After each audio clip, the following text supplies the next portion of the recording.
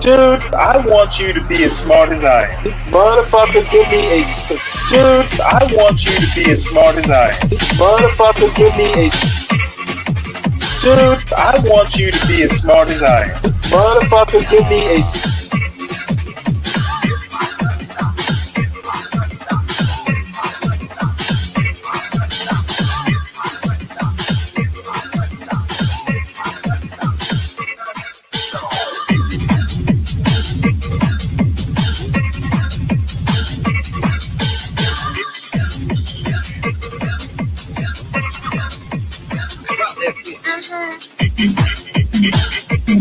Dude, I want you to be as smart as I am. Motherfucker, give me a specific.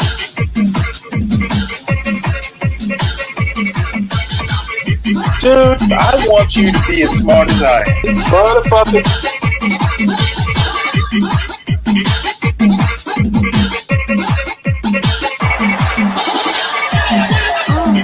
Come on out, you rapist!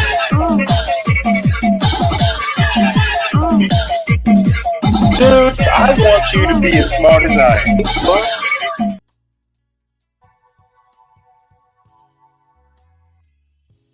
Hello, this is Lady Boulay, and I hope you are having a marvelous day. Today, as we continue to explore African American culture, I want to make a cry of contrition. If only we followed Booker T. Washington's advice. Who is Booker T. Washington, and why should we have followed his advice? Booker T. Washington was the founder and chief builder of Tuskegee Institute, now Tuskegee University. In 1881, when he was commissioned to come to Tuskegee, Alabama, to lead a college for African American students, he thought he was coming into a ready-made situation. When he got to Tuskegee, what he found was 3 shanties with leaking roofs. They were the classrooms. He realized that he was going to have to build a college. So he and his students, along with members of the Macon County community, set about building the buildings, putting the infrastructure of the new college in place. They did an impressive job. Some of the early buildings at Tuskegee are on the screen now. Not only did Booker T. Washington put an impressive infrastructure in place, but he also created 2 practical curricula. He created a curricula of trade and one of academics. Those curricula were based on industry, education, and entrepreneurship. Students were taught carpentry, agriculture, mechanics, homemaking skills, and all skills needed to build homes and communities. The goal was to teach these students how to build self-sustaining communities. Teaching was at the core of the program. Each one, teach one. Go back into your communities. Whatever you've learned how to do, teach that to your people. Teach that to your community. These students, parents, and grandparents had been slaves. It was against the law for slaves to learn how to read and write. So many of them did not have those skills. So these students were taught to go back and teach. They were also taught entrepreneurship. Build your own business to create your own employment. Booker T. Washington wanted those students to understand you need to build your own employment and not go back to your slave master and expect him to take care of you. Booker T. Washington's work ethic and his approach to education were wildly successful. So successful that he gained attention from those in the highest echelons of American society, including industrialists, philanthropists, and politicians. 14 years after he arrived in Tuskegee, Booker T. Washington was the most influential African American in the United States. Why should we have followed Booker T. Washington's advice? In 1895, Booker T. Washington said that economic independence was the way for African Americans to gain political and social equity with white Americans. Now, here we are 125 years later. We do not have a strong economic base. We don't really own anything in America, even though we are a $1.2 trillion economy. We generate more money than the average country. There are only about 9 countries in the world that have a larger gross national product than African Americans. But because we have not built that economic independence, we don't have anything, we don't own anything. And so we suffer from that as a group. Although many African Americans are extremely successful, as a group, we are still struggling. The economic gap between Black Americans and white Americans is astronomical. If we had taken Booker T. Washington's advice, we would have generations of successful business practices. Booker T. Washington believed that self reliance, thrift, saving money, penny pinching, learning a skill, trade, or having a profession, and owning property were ways of African Americans gaining respectability and becoming full citizens. This is not to say that African Americans shouldn't take advantage of the job opportunities and employment opportunities that we have today, and that everybody should practice entrepreneurship and build businesses from the ground up. That is not what I'm saying, because we certainly have a right to everything that this country has to offer, given the fact that it was built on the backs of our ancestors. What I'm saying is that in the early 20th century, when these job opportunities not only were not available to us, they were purposely kept away from us. We were purposely shut out of these opportunities. So if we had built our businesses in the way that Booker T. Washington was speaking in those days, then now we could have the opportunities that are now available to us, but we would also have built that strong economic base that he advised us to do. The Black middle class was actually started with the Booker T. Washington concept.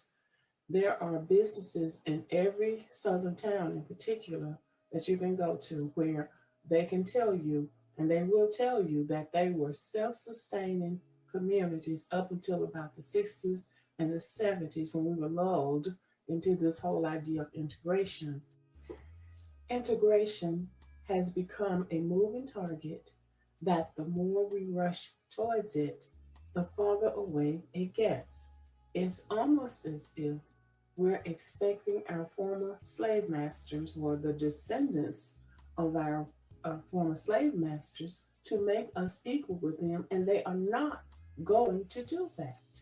And this is what Booker T. Washington was trying to tell African Americans back in the early 20th century. Your slave master is not going to make you equal to him. And why would he? That really does not make any sense. And I'm going to elevate you. You have to make yourself valuable to the community. You have to earn your equality by your character, your work ethic, and your accomplishments. We have to earn respect. It's not given. And Booker T. Washington also said that the slave master's desire to segregate is greater than any accomplishment that he would wish for this country. And that is still true today. We see things happening and we think, well, why did they do that? But somewhere undergirding that is some desire to pull away and to build something separate than from African Americans. And we see that. So we're constantly striving for a dream that we know really is not ever going to come true. If there is one takeaway from this discussion, I would like for it to be this. Our former slave masters are not going to make us equal to them, not through laws, not through going to church with them. They are not going to do it. The way that you make yourself equal to another individual is by doing equal work. having equal thoughts. We have to make ourselves essential to the economy and the communities that we live in. Booker T. Washington said the individual that can do something that the world wants done will, in the end, make his way, regardless to race. You don't get to be equal by laws. You get equal through your work ethic, your character, and your achievements. That is the way to make yourself equal. And then you have to pull the other race, the brothers in your race up, because if you're the one person that's up there with them and the rest of your people are down groveling, well, then you still aren't going to be respected. The way to be respected is to make yourself and your people, we have to pull ourselves up together. And then we are a strong force to be reckoned with. That is how everybody else is doing it. And there's no point in us trying to do it any differently or to think that it works any differently for us.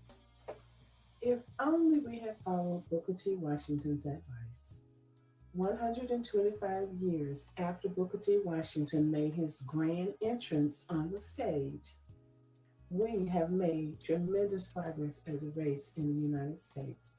We have suffered discrimination and oppression on every end, and yet we continue to rise. I still do not believe that we have made the success that we would have made if we had followed his model, because America was never going to do any better towards us than it has done.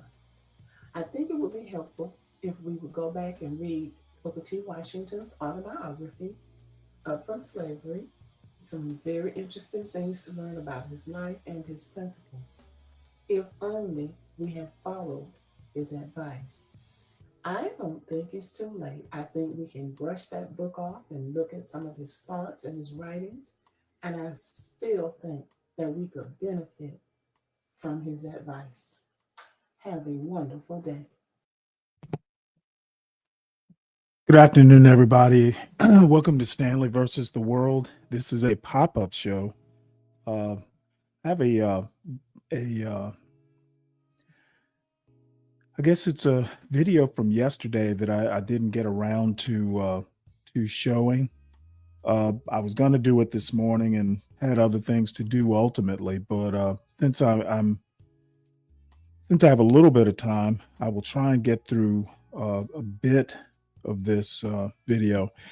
I'm curious to know what Lady Boulay, how she feels. That video is 4 years old. I wonder if she feels any differently now.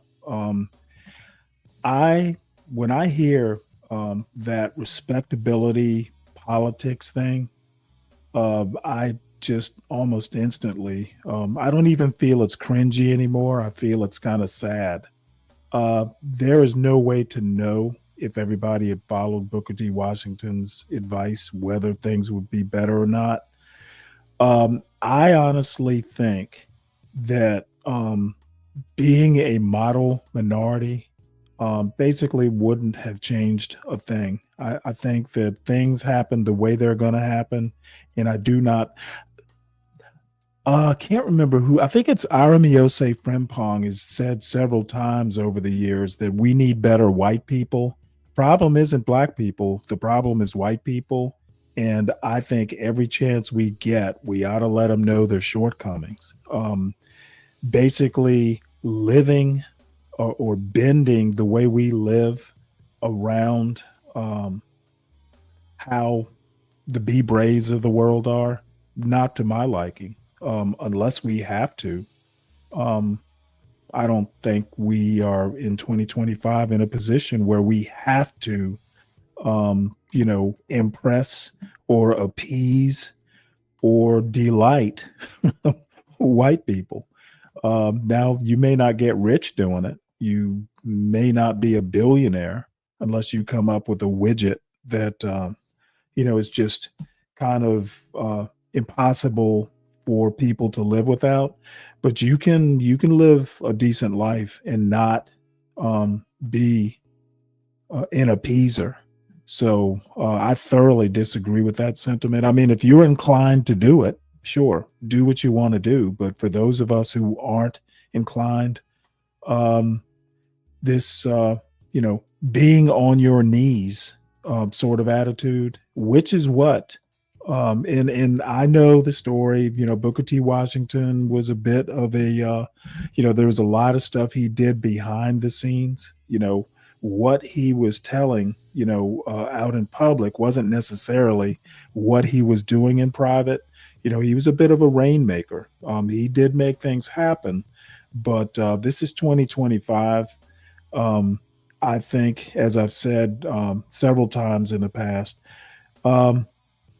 young Black people in 2025 need to be able to do both the Booker T. Washington bit and the W.E.B. Du Bois bit. They're not mutually exclusive. And I think where we are now, there are opportunities to excel in both ways.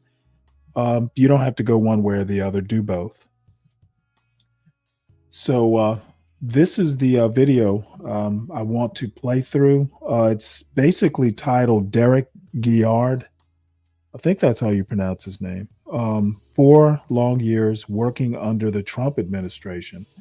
He was some sort of official.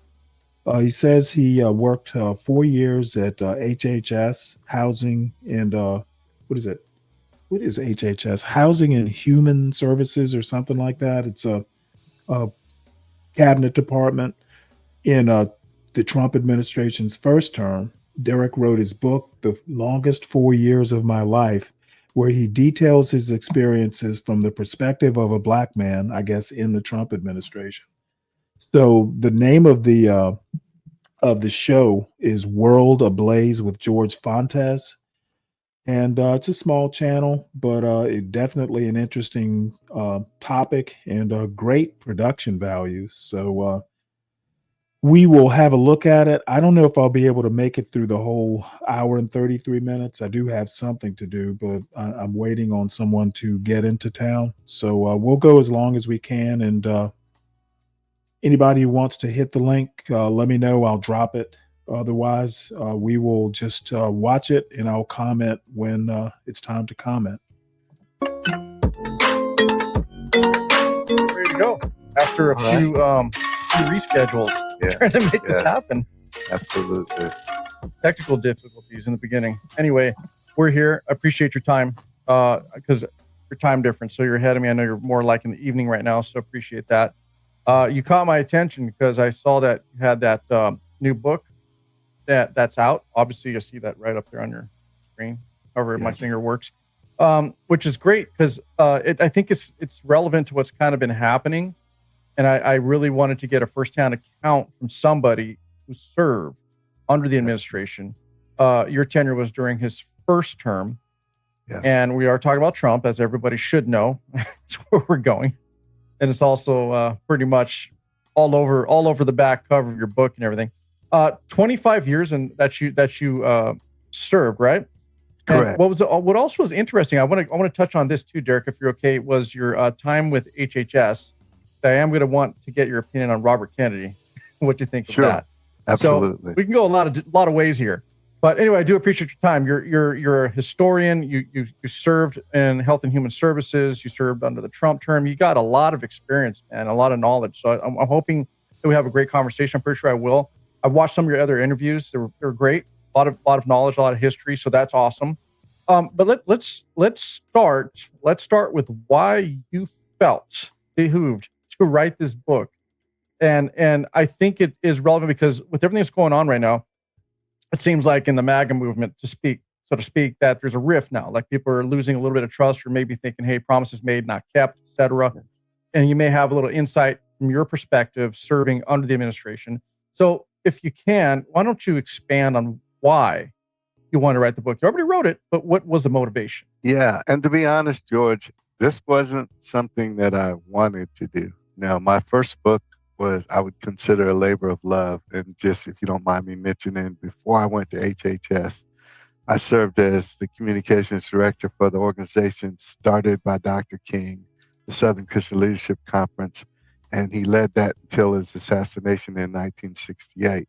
Then my oldest son started having seizures out of the blue. We couldn't figure it out. There's a little organization. They covered me and didn't give insurance for my family and kids. So I had to come in out of the cold and get a job that did. That's what led me to HHS.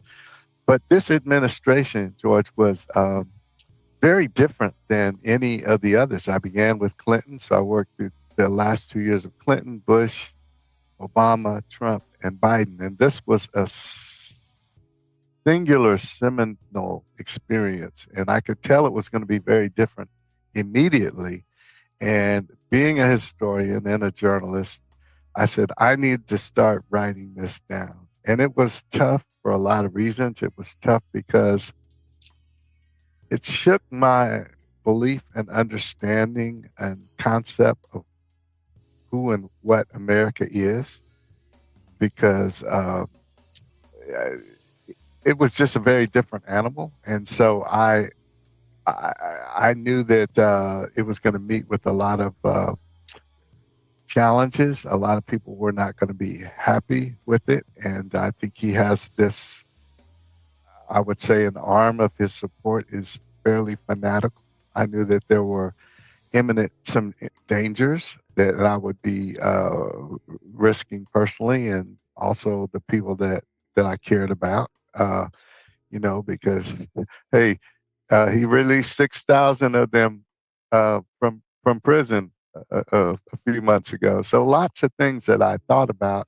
But as somebody who, again, had been mentored under the people that served for and with Dr. King, I understood I felt I had a responsibility, and I felt because I was in a unique position to write and tell some of the things that I experienced and seen, and how some of his policies impacted people, not in the DC Beltway, but out in the real world, particularly here in the 8 southeastern states, which is one of the heartland, the center points of his support. You think, because I give you an example, the way Obama had designed Obamacare, the Affordable Care Act, it was supposed to be something that all 8 states would use to expand Medicaid, to provide health insurance for people in many instances who never had it.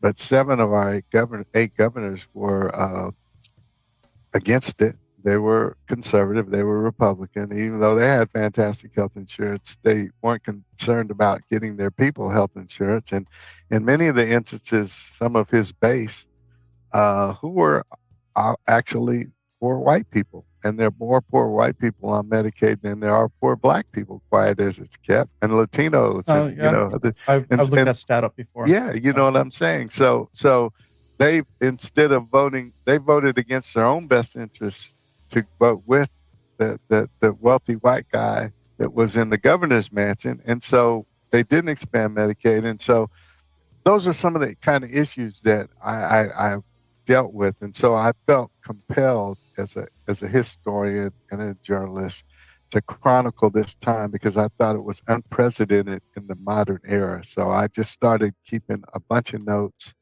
all the things I had to write, all of the people I interacted with, and I knew I couldn't write it while I was in, still in the government. And so it's taken a long time, because, again, I knew there would be a lot of challenges to it. So it's heavily footnoted, heavily resourced, and I think it's a pretty good viewpoint or encapsulation from 3 perspectives. And I write from the perspective of being a black man in America, as being somebody who's a Christian, a person of faith, and thirdly, somebody who leans into justice and believes that, this country, this melting pot of a country we had, has been largely built by people who, have come from all over, whether they were brought here against their will, or they immigrated here. And so I think that that's the true America. And I thought that for those reasons, and so the history, I thought this was a book that would basically be in history departments, African American studies, social studies, all these public policy departments. But of course, because of the current president's assault on DEI and blackness and other things, colleges can't touch it. So I'm in a strange place, but I did it because I thought it was an important thing to do, and I was well placed to do it. So somebody had to. Gotcha. Well, that's a lot of reasons. Honestly, it's a lot of reasons. Did you feel that the administration at the time was literally going out of their way to put a stop to access to those in need at that Well, time? absolutely, Yeah. absolutely. He had the Republicans and largely Donald Trump had tried over 70 times in court to quote unquote to overturn the Affordable Care Act. Their whole thing was replace and repeal it. They got something better, then we're going to kill this and bring in something better. And they failed every time. And the most famous time was when John McCain got up out of his deathbed and, when he was suffering from cancer and came to vote, and he did the infamous thumbs down. And that was the deciding factor. But what we find, George, historically, it's hard to take something away from people once you give it to them. I think when Medicare first came out, people a little over 60 years ago, people didn't think it was going to be important. It was going to last. Now, of course, there's an assault on Medicare, just like there is Social Security and Medicaid. All of these things are up in the air in terms of how much of them are going to survive. And so that was a real big part of it. Got it. So the assault on Medicare. Let's because when this originally rolled out, Affordable Care Act, you worked on the inside, so maybe you can enlighten me more on what exactly they didn't like. I mean, I have a great idea. I'm going to tell you from my perspective that I was an entrepreneur for many years and had to pay my own health insurance. So I have a different view on the whole Affordable Care Act. The way it affected someone like me was a lot different.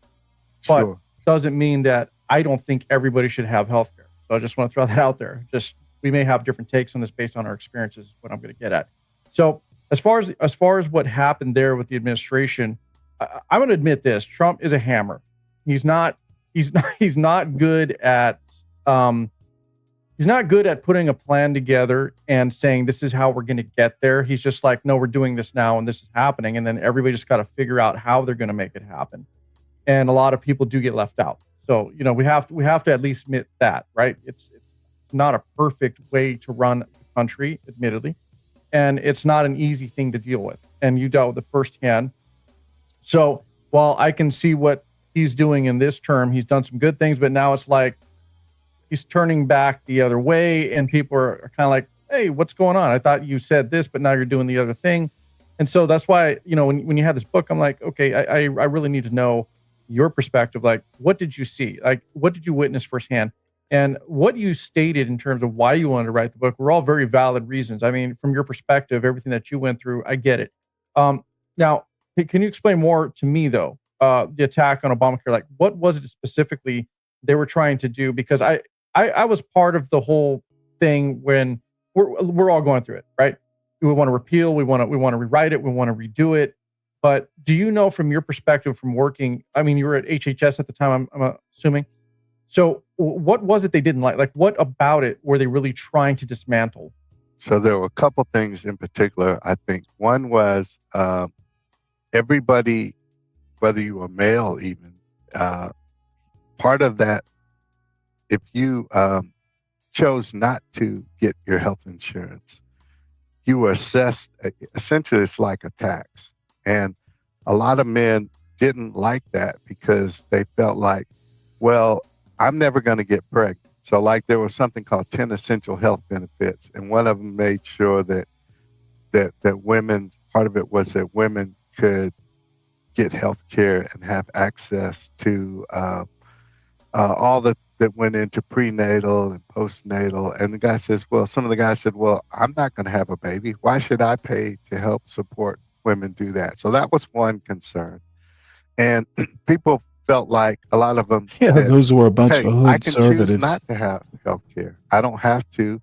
And so it was based on all these people in being part of the pot. And so if people could choose to pull out of the pot, they had to pay a penalty. And people felt like, well, nobody should be able to tell me I have to have a health care. It's almost like with the vaccines, okay? A lot of people said, well, look, you're telling me if I'm going to go here and be in this environment, I can't come there if I don't have a vaccine card that says that I had a shot. So I understand how people would have an issue on both of those fronts. I do, because part of being American, I think a lot of people say, is that you can't tell me what to do and what not to do. Yeah. If I choose not to, then I have that right. We're- So I do yeah. understand and have a respect for that perspective. Also know that the only way we can help, see, one of the key things about the Affordable Care Act was the part of the 10 essential health benefits. It was really designed to do preventative care, because a lot of people in this country who are uninsured would wait until they were like half dead, and then they drag themselves to the emergency room. And that care always costs 3 to 4 times as much, because it was acute care. You were trying to keep people alive. Whereas if you have preventative care, you can maybe catch cancer early. You can see signs where you can treat people for obesity. You can prevent strokes and heart attacks. So a lot of that was what that was designed to do. And, you have a lot of people, and I'm sure you have run across some of these. They're essentially the working poor, and they work every day.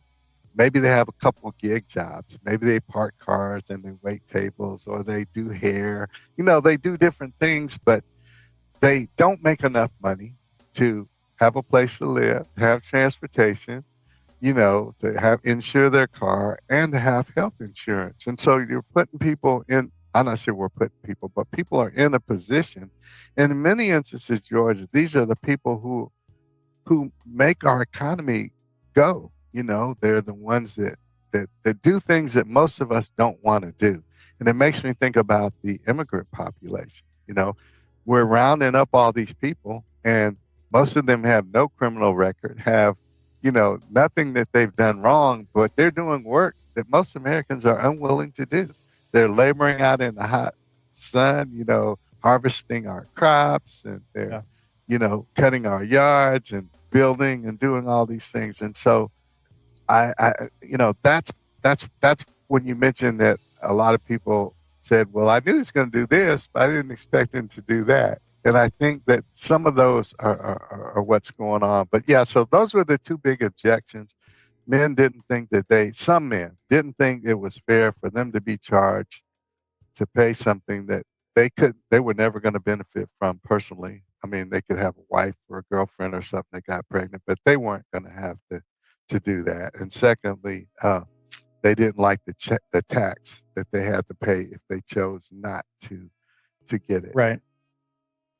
Yeah, well, and I think you're correct on that sentiment, because, look, we're a nation, we're born on rebellion. So what you said earlier, I agree with you. And I think when the Affordable Care Act became Obamacare, when it first rolled out, I think the intention was fine. I understood it. My perspective is what it did, disagree. What it did, what I noticed, is it really eventually price fixed the insurance industry. And here's where I'm going with that. No matter where you go to try to get a quote, all of a sudden your price is the same no matter what market you go to. The only people that were able to benefit from Obamacare were those that met a certain threshold, in where you were within a certain threshold of poverty level. If you were self-employed, you're pretty much screwed. You didn't really get any benefit.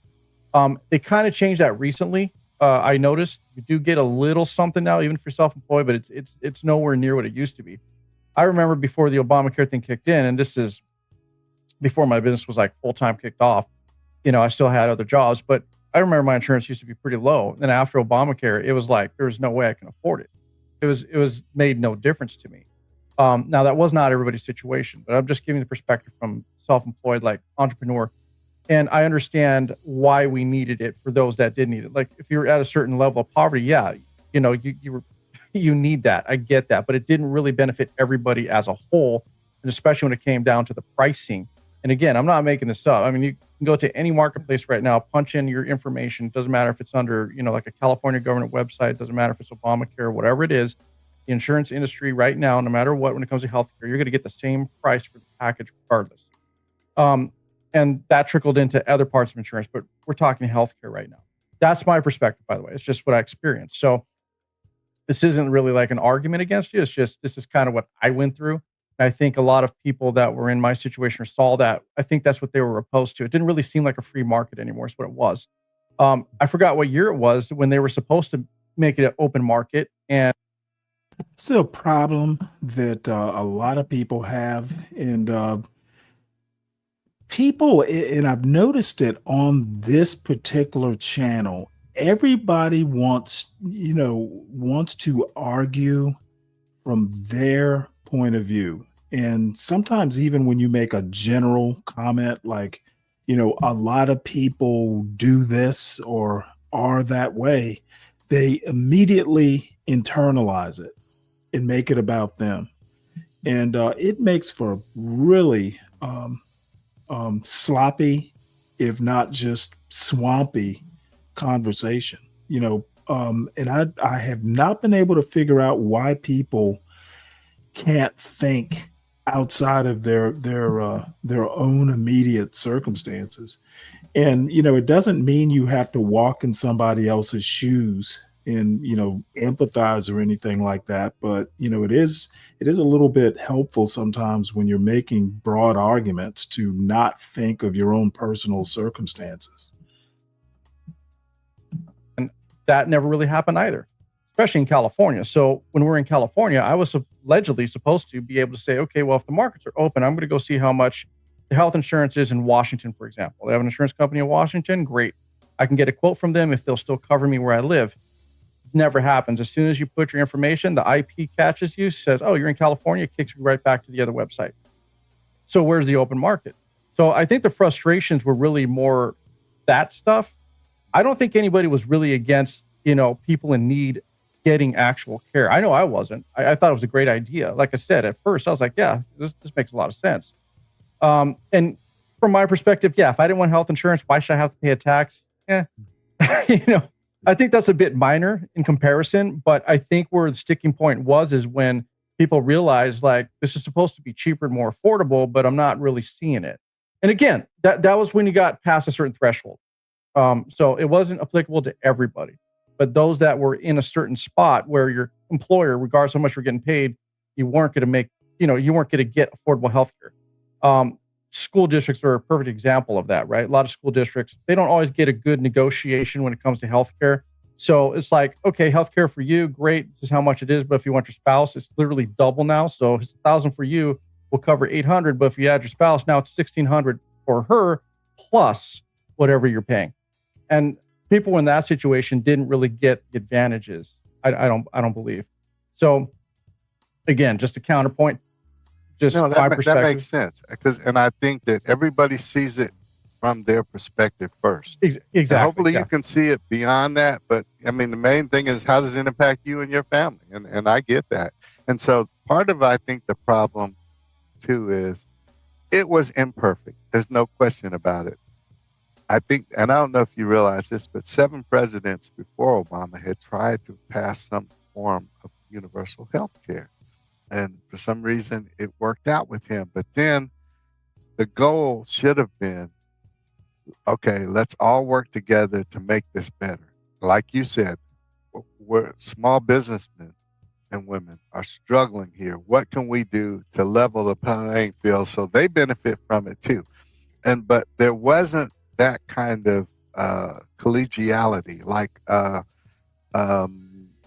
Mitch McConnell of Kentucky, the Senate leader at the time. He said his mission was to make Obama a one-term president. So I'm saying instead of them coming together to work on making it better, then there was this fight to kill it, to make it, ineffective. And that's I'm not even saying that's a Republican or a Democratic thing, but I'm saying that's something that really, because in the end, you want the people to benefit. Yeah, I agree with you. I do. In the end, that's what we want. You're right. There were multiple presidents who tried to do this, but they weren't able to make it happen. I thought it was a good idea, but like all good ideas, once it gets into play, you got other people start getting their fingers and their hands into it, and it starts becoming something else. So I'm not even going to blame Obama for any of it. He had a great idea. It's just as time went on, it just kind of became something else. I think that's kind of what led to it. But I do see where the perspective is that, yeah, he's attacking, Trump at the time was attacking it without any cause or just cause. It was just like, I just don't like Obama, so I'm just going to repeal everything he did. And there was a lot of truth to that, by the way. I mean, there was. because you remember, I don't know if you remember at the, what do they call it? It's the dinner that the journalists have every year. It's a big dinner. Oh, I forget what it's called. Yeah, they spoofed the president, but Trump was in the audience, and he said, he pointed out that Trump was the one that came up with the birther theory, that he wasn't born in America. And I think you could see Trump over there steaming at him. And I think he had, I guess I can say it's in the adult program, he had a hard-on to destroy Obama and his legacy after that. I just really do. Because you can tell he's a punitive, he's a kind of guy he's revenge is high on his priority list, as we can see now with some of these people he's going after. So, yeah, I think that was part of it. I really do. I hear you, man. But that aside, I mean, that was definitely, I think, a misunderstood situation when it came to the Obamacare. My thing with the whole deal is now everybody says, they're gutting Medicaid. It's not really being gutted. It's they're putting certain stipulations in there now. You have to work so many hours if you want to keep it, for example. And it literally, when it breaks down, I mean, I could work 2 hours a day and get Medicaid if I can. It was really 40 hours a month. It wasn't a lot to ask. But, it can be for those who literally are completely immobile. So what about those people, right? Some people literally can't leave the house. So it does hit those people. When the Affordable Care Act came out, a lot of people don't even realize or think about this because people do have short memories and it's all about likes, clicks, and whatever the news cycle is. But Obama actually, let me verify because I don't want to lie to you. Let me see. $750 billion was actually taken from Medicare when the Affordable Care Act was being rolled out. And then taxes were raised by $1 trillion to pay for it. Now, we understand why, right? You're trying to change things and morph it from, you're relying on this certain service, correct? Medicaid. And they were trying to put some of what was offered there into Obamacare. So I understand it. But we also have to understand that, it wasn't just one president, presently Trump, who was targeting Medicaid. I mean, there was many presidents before that tried to do something with Medicaid or even with Social Security. I mean, they're even trying to get rid of it. It wasn't just Trump who did it. I'm not a Trumper, by the way. I'm just pointing things out. So I just want you to understand that. Sure. That I hope you don't feel that's what I'm doing here. No. But I'm just trying to go over the facts, especially when it comes to the immigration side, which we can touch on later. But, I don't want to veer too far off from your book because I also want to get to a lot of the information you have and what you experienced. We can touch on the other topics later if you'd like. But getting back to what you wrote. So I see what you were saying about how, when he came in, he was like a bull in a china shop. He's just like, no, we're doing this now. And, I get the intentions, but he was also leaving a lot of people to figure it out and go like, what's next, right? All of a sudden, my healthcare, it's in question. Is it, isn't it? Like, a lot of people didn't know what's going on. The other things that he did that you saw, like what else did you experience firsthand while working in the administration that was really like a red flag for you? Like, oh, this guy's nuts, right? Sure. So one of the things they kept talking about how bad Obamacare was. It was terrible. And they waited till a couple weeks before open enrollment. So every year there's an open enrollment. Now, by the way, they cut open enrollment to less than half of what it was this first year. And the other thing they did, they slashed all the advertising and promotion to between a third and a half of what it was. And they prevented our offices from being out supporting the navigators and the federally qualified health centers, the people who were out messaging and helping people. The real people who most needed the help, George, tended to be the elderly, the people who were less educated, who were less computer savvy. Those were the people because health insurance is pretty complex. And so those people needed somebody to hold their hand and walk them through it. So those are the people who were going to suffer from not having, some help from people. And then there were insurance agents too that helped And of course, they were doing it and making money, but the other people were doing it because they were just contracted to do it or they thought it needed to be done. So that was a real problem because, for example, I spent a lot of time in the state of Mississippi. We had 8 states in the Southeast. I was responsible at the time for 4 of them. Mississippi was our poorest state. It was the state that was the least educated, the most health disparities. It was the blackest state because and it had the deepest vestiges of Jim Crow and slavery. So there were so many people there who had helped build over several generations the wealth in this country who had never had health insurance. And so for us to not be able to go in and support the mayors and the county commissioners and people like the Children's Defense Fund and the National Baptist Convention and the NAACP, those people who were out there helping people, a lot of those were doing it and weren't getting paid, but they thought it was important. And so for... Let me make one point here. I'm afraid that it doesn't matter, Mr. Nichols. MAGA has all 3 branches of government. They are appointing judges. They are firing people by the thousands. They are deploying the military where they want to deploy the military. They just passed a $9 billion rescission bill. They have gotten, they're going to cut the hell out of NPR, PBS. Stephen Colbert is fired. I don't want to hear the whiny bullshit that the deep state is against Trump. Trump is the deep state. Trump runs the swamp. Anything to the contrary, I'm going to drag the shit out of y'all. You got what you wanted. Epstein, you know what? Trump's gonna make it go away. By the time Trump is done, there won't even be pictures out on the internet of Trump and Epstein and what's her name? I can't even think of her name. Trump is the swamp. He and Stephen Miller are the big gators in the swamp. And anybody who wants to pretend that there is a deep state that Trump doesn't control, y'all are weak. Trump is the man. You voted for him. Don't give me that whiny bullshit about the deep state. The deep state is against Trump. Motherfucker, he runs it. Them to tell us we couldn't go out and help those people. I thought there was a problem because it was still the law of the land.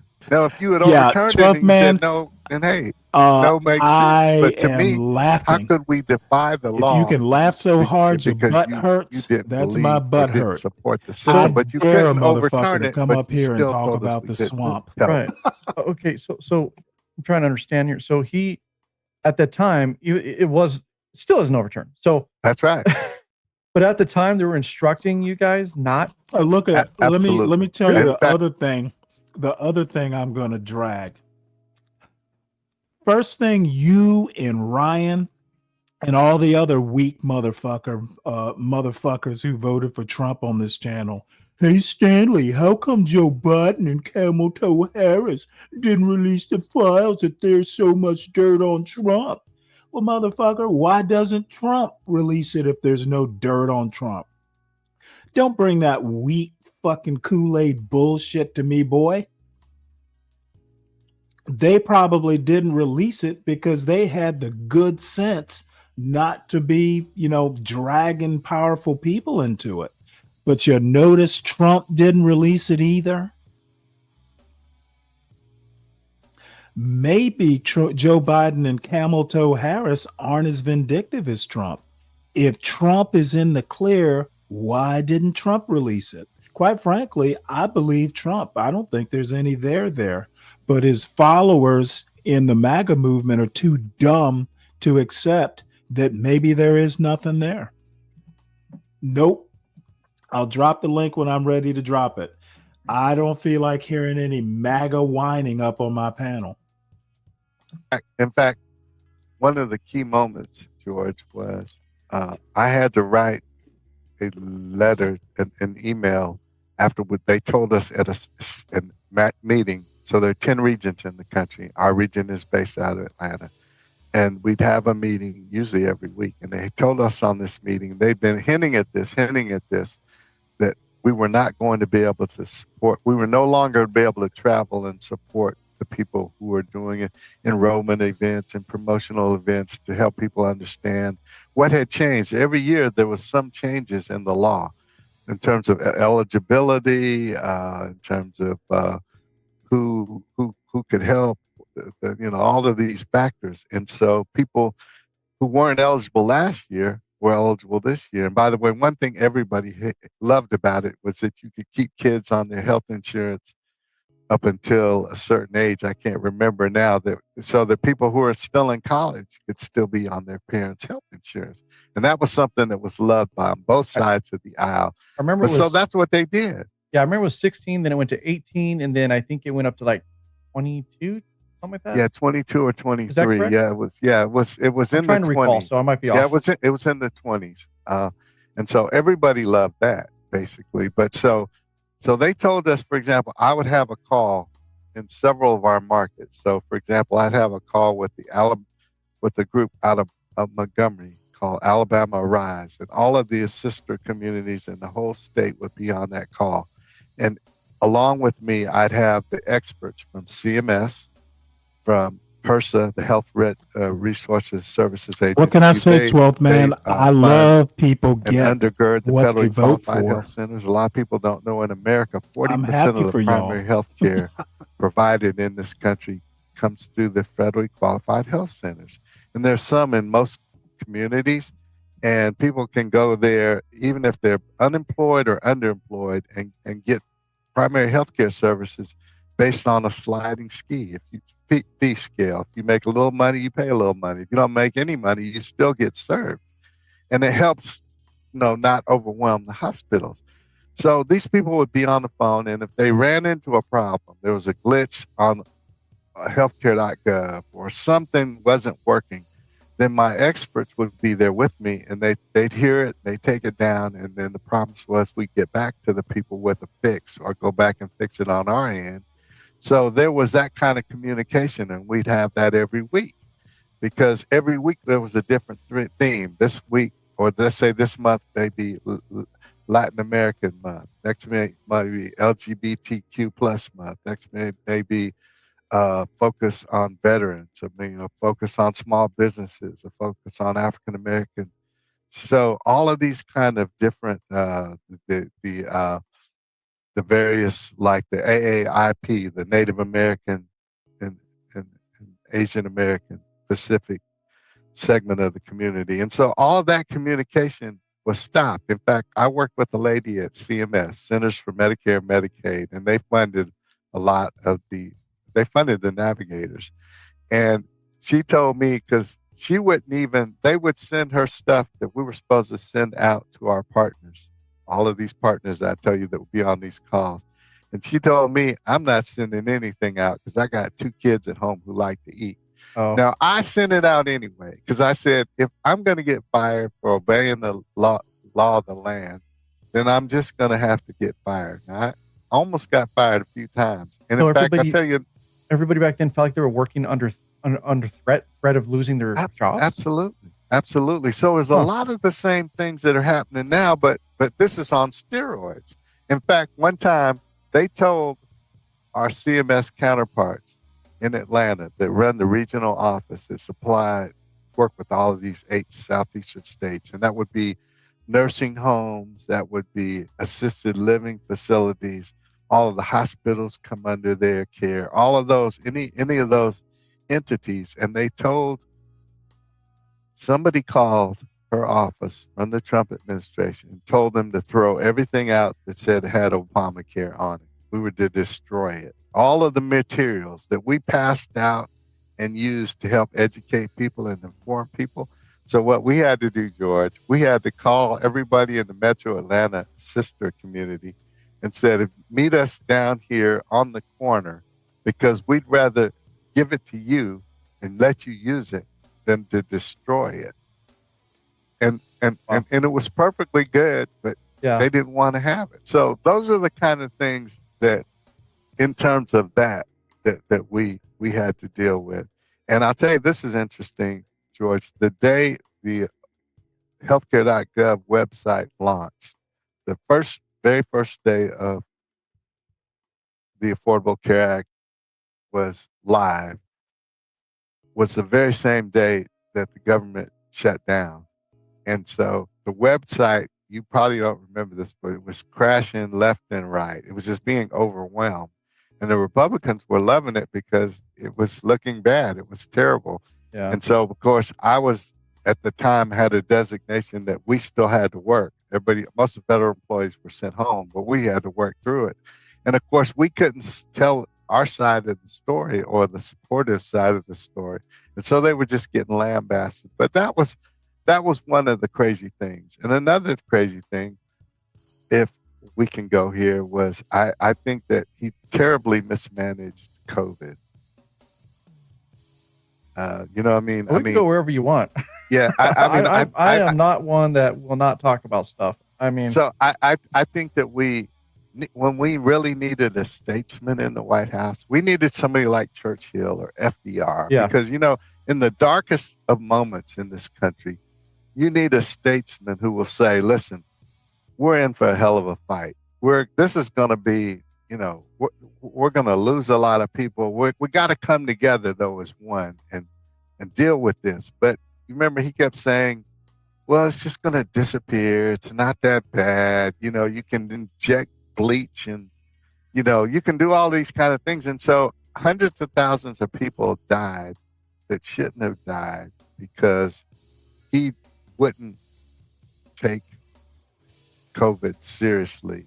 And of course, when he finally got COVID, we know he had the very best of medicine and the very best of care. He was a president. And so, he's a president. And so I just thought he was extremely irresponsible. So much of my book focuses on these communities, particularly the ones, the most vulnerable communities. In many instances, they were like the migrant workers who already, most of them, many times they lived you might have 6 or 8 of them in a 1 or 2 bedroom apartment. They'd ride to work together. So they had no protection and a lot of them didn't have health care. They didn't have a place they could go.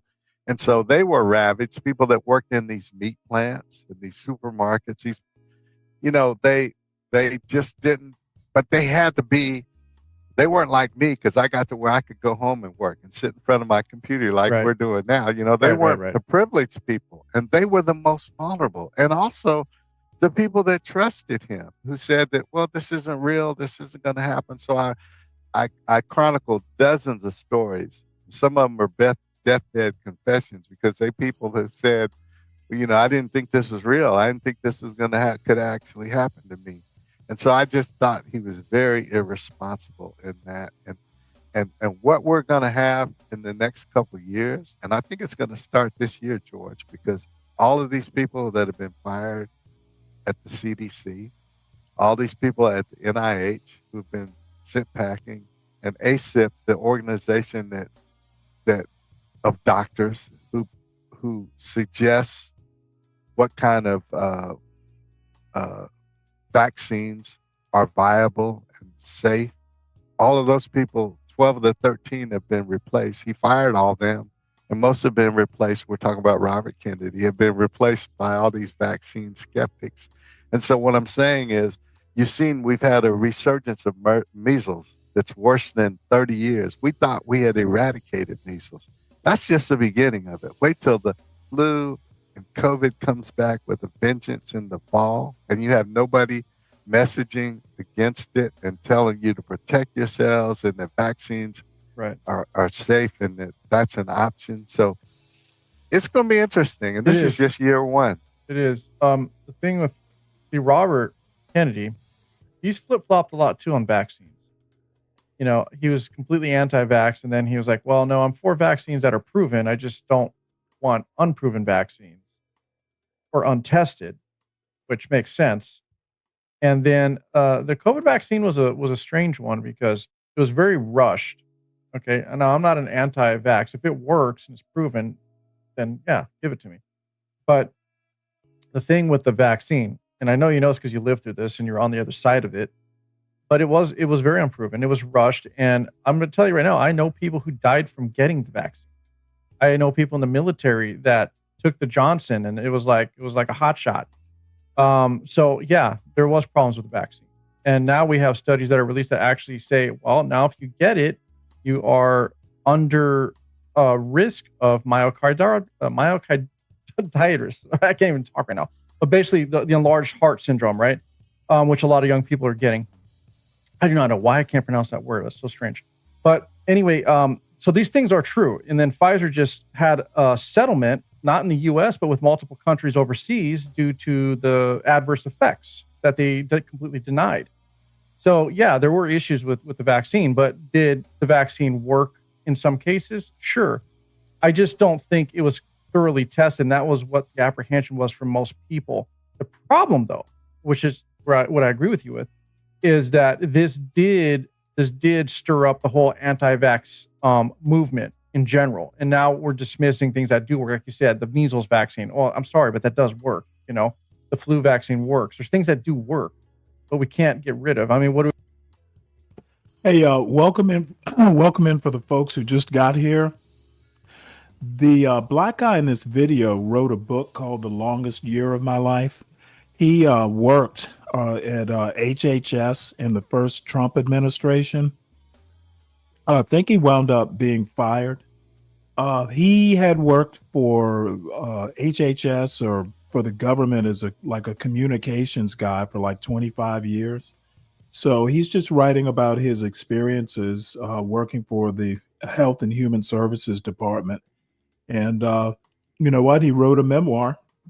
I think it's already been published. So this is an interview. This podcast is called World Ablaze with George Fontes. Put the link in the show notes if anybody wants to follow up or rewatch it or pass it on.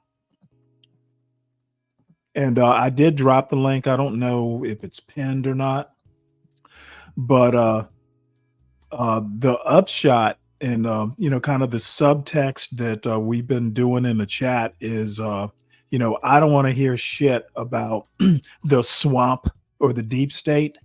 MAGA has all three branches. They are firing people left and right. I don't want to hear shit about swamps or deep states. Trump is the deep state. And he and Stephen Miller are the head alligators in the new swamp. The swamp is now a Trump property. We want to do reintroduce polio because we don't want to take a vaccine? That's stupid. It makes no sense.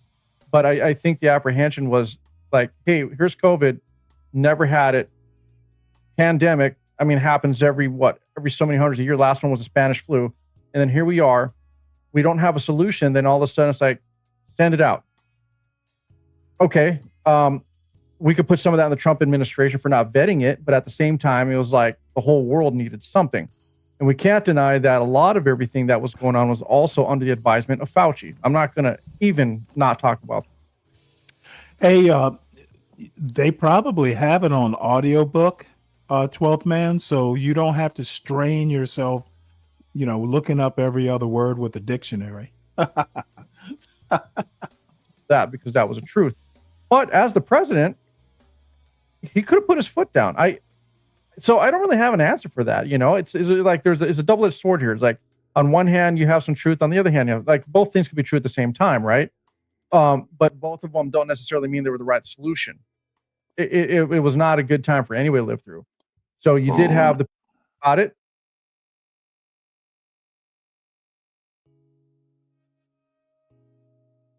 Oh, he came up and left. Oh boy. You didn't drop a time bomb or anything, did you? that they got the bad version of COVID, and yeah, people did die. I have a story on COVID because I'm my business. I'm in the entertainment industry. I do event production. Okay, and we all got it before. We got it in 2019. Okay, we got it in about October because I remember this. Everyone was getting sick. Everyone was like, "Hey, there's this weird flu going around," and everybody's flying in overseas. So we're like doing like these conventions for like just throwing in like Samsung, Sony, whatever. And so they're flying people in from overseas, and then all of a sudden, these large conventions that are like they're scheduled out a year in advance, all of a sudden they're just dropping off. And it's like, what's going on? And everybody's saying, well, there's this flu going around. Well, I got it, and I didn't know I had it. I thought it was just a regular flu, and I worked through it on every damn medication you think you would take for a cold from October through December. Man. I had it for that long. I just couldn't shake it. I'm sure you have much to say. Hey, Stanley. Not really, just listening for now. Yep, well, for better or for worse, he actually worked in the first Trump administration. He's recently published a memoir. Yeah, I probably wouldn't and then all of a buy sudden, that book, but he's kind of interesting. I'll hand him that. Yeah, well, he's basically a master's level historian. He worked in communications for outside the government and inside the government. And whatever he did for the government, he did it for like 25 years. So he's got some experience. And he worked for like, I think Trump was his fourth president. So he worked. Then he was suddenly fired. Is that what you're saying? I'm not sure if he was fired or not. I guess he'll get to it. I haven't heard. I'm hearing it. The interview for the first time with you all.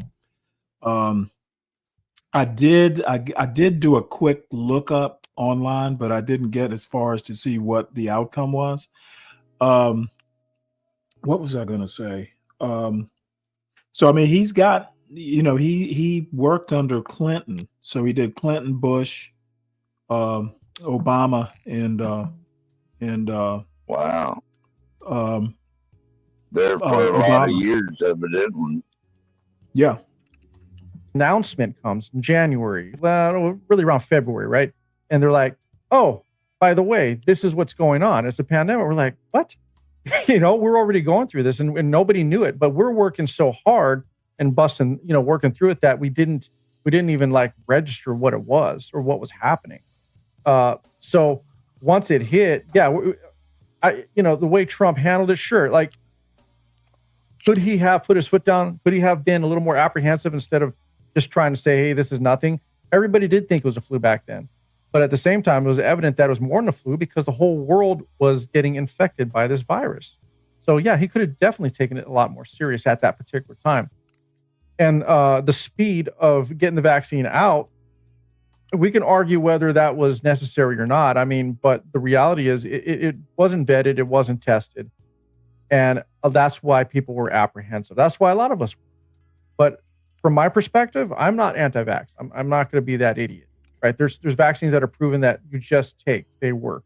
When it came to Robert Kennedy, I get where he was coming from in terms of health, because there are a lot of adverse health conditions or things that can happen from certain vaccines. I mean, the biggest part we have, I don't think really our vaccines are food, quite honest.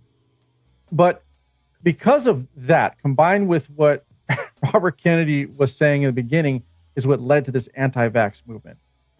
It's a stupid thing. It really is. And things are happening, like you said. All of a sudden, we have measles. What's next? Can you pause for a second? These are things we shouldn't have. We have proven vaccines. Yep. I did get the vaccination, but it was the Novavax, which is your traditional basic protein-based vaccination, not the mRNA. I wasn't getting that shit. They were handing that shit out on every street corner, and I don't want anything that's gonna fuck with my DNA. Okay, I'll take a vaccination. It does not fuck. Whoa! It does not fuck with your DNA. Vaccines that can take care of it. So I'm in agreement with you, but I also needed to, from my perspective, clarify a little bit of what happened. Okay, it is an M. It is an M. Oh my goodness, I want to say mRNA. It's an mRNA virus. It does Yeah, not okay, fuck. whatever. Well, I mean, it mimics the virus, and your natural immune response is triggered. The RNA is mimicking the virus. It doesn't do anything other than trigger your system to make antibodies. Yeah, it fucks with Does your DNA. It does not fuck with your DNA. That's Yes, it does. misinformation. It does, dude. I'm a motherfucker. I say it doesn't. I've taken a cell biology course or two. I actually understand how it works. The mRNA is imitating the virus. So what's wrong with It the doesn't. traditional All it does to, protein? dude. I'm not. Hey, I'm not going to debate the biology with you, motherfucker. I have a degree in this shit. I want to see it. Want to see what? My degree? Fuck you. Yeah. Fuck you. I want to don't see. Show your degree first. I don't during have that one. period. And I mean, we're not even going to talk about health. We can even get into people who lost their businesses, lost their jobs or livelihood. You know, the way the government acted even after Trump under Biden. So that whole time period was, excuse the wording, but was a shit show for everybody on all aspects. It really was. But I think the direction Trump could have been a lot more cautious about things in the beginning and taken it a little bit more serious. I mean, I understand he didn't want to create panic because when you're in the government, that's what you want to do, I think, right? But you don't want to create panic.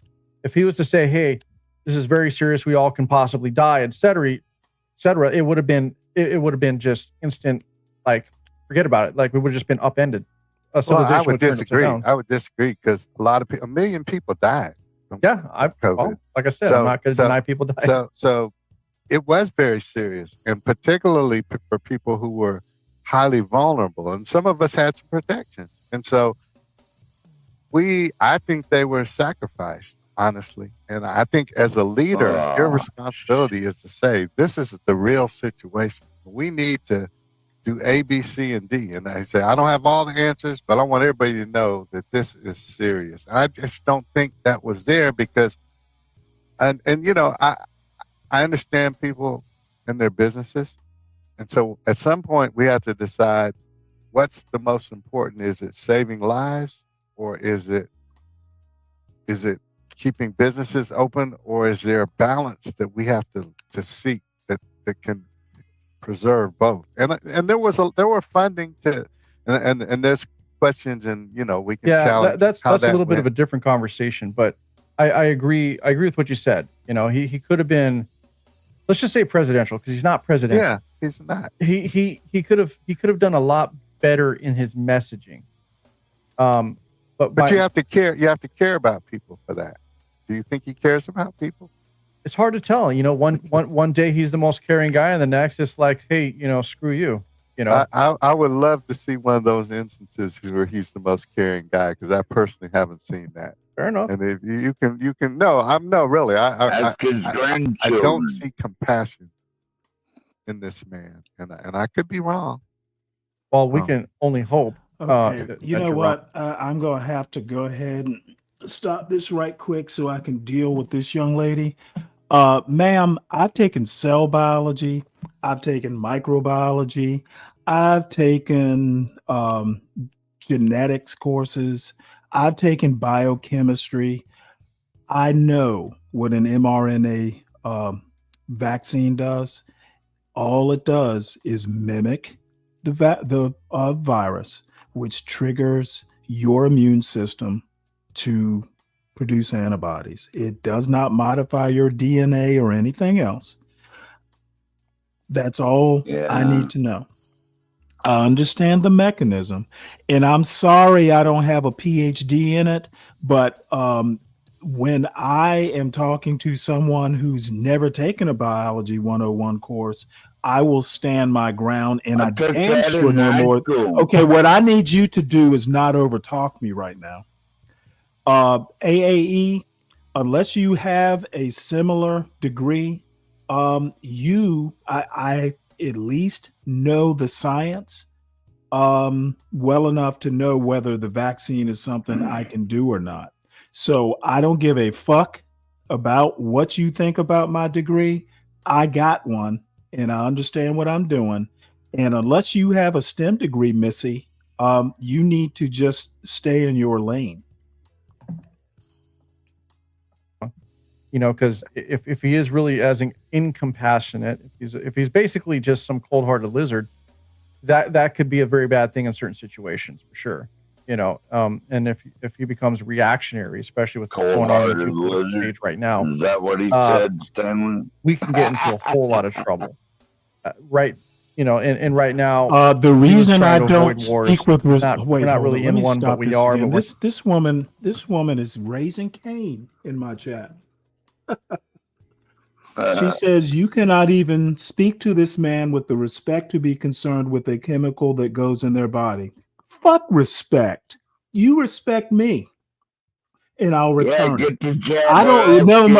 I will put your ass in the back if you keep over talking me. Ma'am, I don't know who you think you're talking to. I don't owe any man respect. You earn it. Okay. I don't owe you. I don't owe 12th man. I don't know anyone except my father. He's the only man I owe respect to. So you silly people who think I should automatically respect you, keep waiting for it. And you know what? You come into my chat or up to my panel talking a bunch of shit. I'm going to talk it right back at you. Try giving some respect and you might get it. I thought we respected each other, Stanley. You thought wrong. You come up talking shit, I'm going to talk it right back at you. And quite frankly, I'm better at talking shit than you. You're pretty good at talking shit. I'm damn good at it. I've had 60 years of practice. Not like that's a whole different deal. Yes, but yes.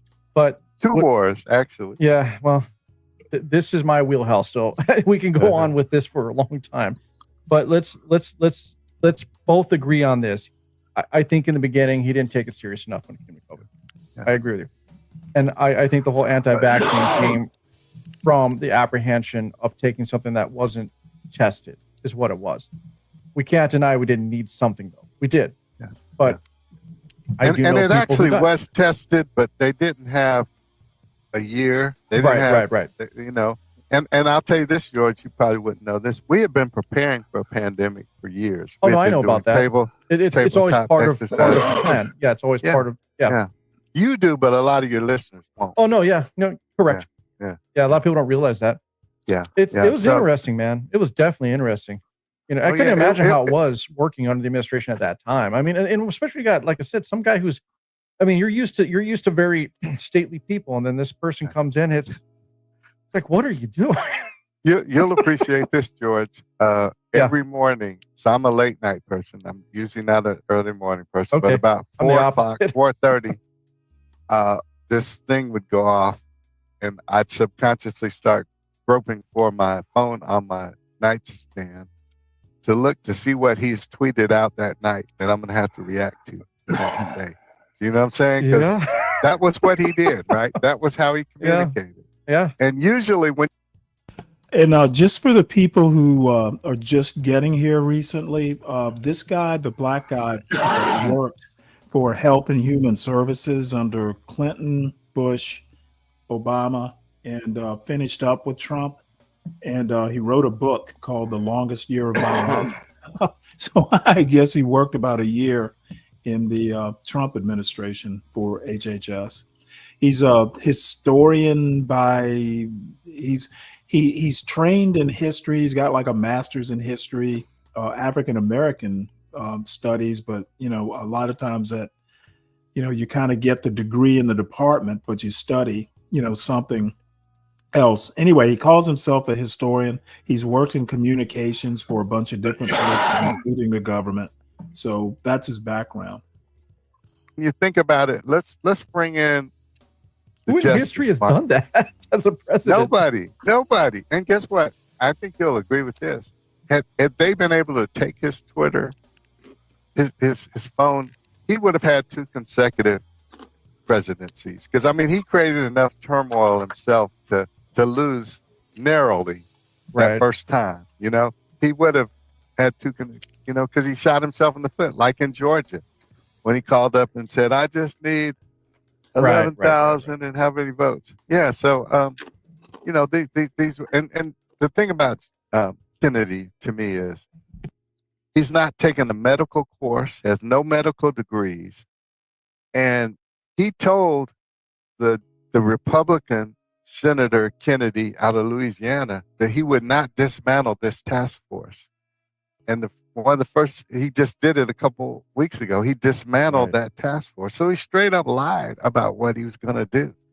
And I don't know, we've never had somebody that had no medical background. I'm not saying he doesn't know anything. And I'm not saying that some of his beliefs don't have some truth to them. I think that, you know, everything doesn't have to be 100% straight scientific and medical, but you can't should just be able throw to rely them out. on people smarter than you, right? Absolutely.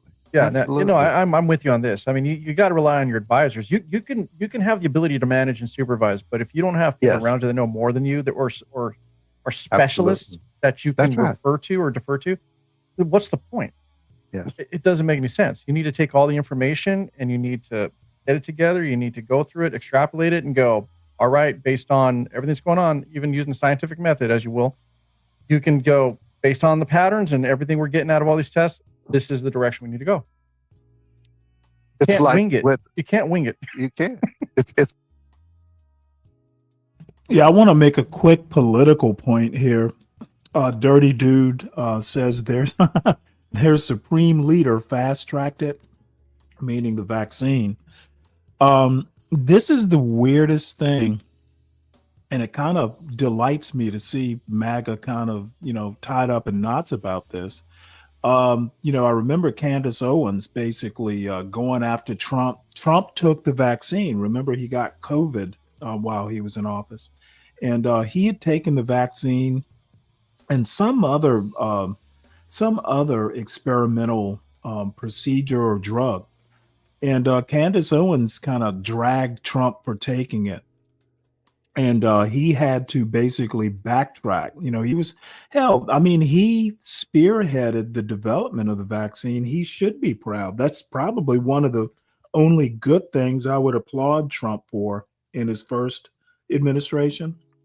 But, you know, he had to kind of kowtow to MAGA, you know, people like Candace Owens. Now, here we are in the second term. And you know what? I think he has, you know, pretty much got it in his head that there probably won't be a third term. You know, either age is going to get him or, you know, just term limits. So he's a little bit more willing to, you know, stand up to MAGA, you know, and I'm using this Epstein episode is kind of, you know, he raged. I mean, he wrote like a truth. He wrote like a few paragraphs on Truth Social. They were reading it on Right Side Broadcasting yesterday while they were waiting for the speech that he gave. They read all his truths from the night before. This dude must like get naps during the day because he's up all night writing social media posts. But I guess you don't get much sleep as president, Stanley. He probably sleeps during the day.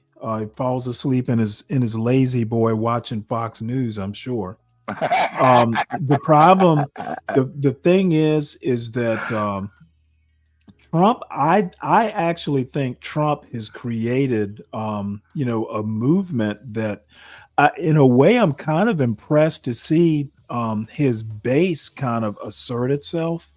You know, that gives a glimmer of hope that the movement might survive Trump. So, you know, that's the only thing I actually think. That's really the only thing I'm taking from this Epstein episode. I don't really care about it. The only points is it's going to be interesting to see what happens with Ghislaine Maxwell.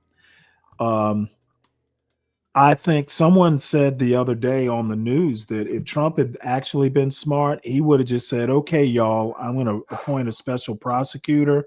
And we know that process takes years. He could have just, made the motion of appointing a special prosecutor and just waited it out. But for some reason or another, it didn't come to mind. I'm sure somebody must have suggested it. But bottom line is that, he has kind of, told Pam Bondi to go through the motions. I'd be surprised if this judge unseals the grand jury stuff. Maybe the judge will. But it was pretty impressive to see MAGA go, oh, hell no. You're gonna produce something. I was kind of proud I'm okay of him. with it. I mean, but I think you're right. I don't care about the actual list or anything else. I'm just impressed. I'm more interested in the politics of it. I don't think there is a list, Stanley. I mean, if you was a criminal child trafficking gangster like Epstein, why would you keep a list of evidence unless it was for blackmailing or something like that? Well, I mean, that's why you would keep it, for blackmailing. I mean, he got off. I can't remember the details of it, but he was in hot water and got out of it somehow. So, well, let's see. But Stanley, now they walked away from it. So again, he punked them. Yeah. Stanley, my biggest question about the whole Epstein thing is, like, when Joe Biden and Kamala Harris was running against Trump, wouldn't that be a perfect time to dump the files if there was so much dirt on Trump in there? Well, what if I tell you that I don't think either of them are I think they are morally superior to Trump, and maybe they wouldn't do something like that. I think the indirect comparison, why didn't Biden act like why didn't Biden do what Trump would have done? Yeah.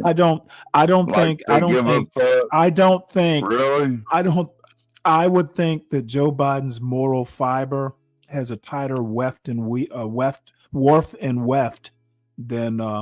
Donald Trump's does. Well, I think maybe Joe Biden was asleep at the wheel. So. Yeah, well, I think that I could ask the question, why is Trump so reluctant to release it? Now, I actually think there's nothing there, but I don't really care one way or the other. But I could still ask the question. You're saying, no, hey, I need to finish, sir. You're asking if Trump was on it, wouldn't Biden have been vindictive enough to release it? Maybe, maybe not. But if Trump is not on the list, then why is he not producing it? Either it doesn't exist or he's holding on to it. Either way, he has made promises he either doesn't intend to keep or can't keep. So his base has been suckered. Remember, this is about 2 or 3 Can we months move ago. the chessboard a little bit, though, Stanley? Like, you know what? For shits and giggles, go ahead. I don't care enough to really, keep playing chess. I've said what I said. Tulsi Gabbard, I'm surprised Tulsi Gabbard has even shown her face in public. I haven't heard from her in a couple weeks. She's accusing the Obamas of treason. Fuck her. She's lucky. You know what? All she's doing is trying to get the attention of Trump so he doesn't fire her ass. Oh, okay. Called the CDC because they were having this huge lead outbreak in their school systems. I think she's calling on by a thread. Okay, they called the CDC, and the CDC couldn't send anybody because he had come in and fired everybody that does lead remediation. I didn't even know about that. So those are the kind of things, our safety nets are just being ripped away from us, and there's going to be a price to pay, because in the end, we're still going to have to end up paying for all these people who just, but there's nothing preventative going on. And so those are some of the issues. And then it's almost like what was happening then is getting repeated now under his term. It's like they didn't learn the lesson. And on steroids, because now he has a roadmap, Project 2025. Do you know that the guy that's over OPM, and I'm trying to remember his name, who's the principal architect of Project 2025, wrote that every time a federal employee walked in the door, he wanted them to feel terror. Now, what kind of human being says something like that?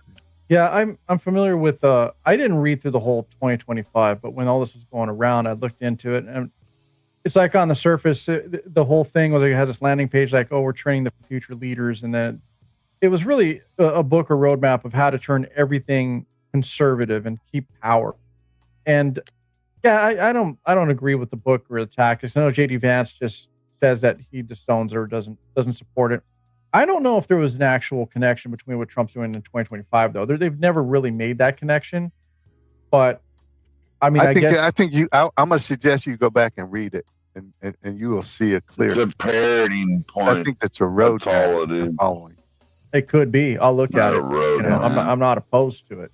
I just don't think that they've ever made that connection. But at the same time, who knows, man? You definitely could be correct. I could look into that and see what's happening. So, hey, it's all about learning things to get educated, right? I don't want to stay in the dark here. That's right. Yeah. Let's move on to what else you experienced, and obviously everything that happened with the way they were handling healthcare, for example, which greatly impacted you because that's what you did. We're working for HHS and trying to help people through this time period and this change. What about the? And I'm bringing this up because I did see it on some of your description in about the book.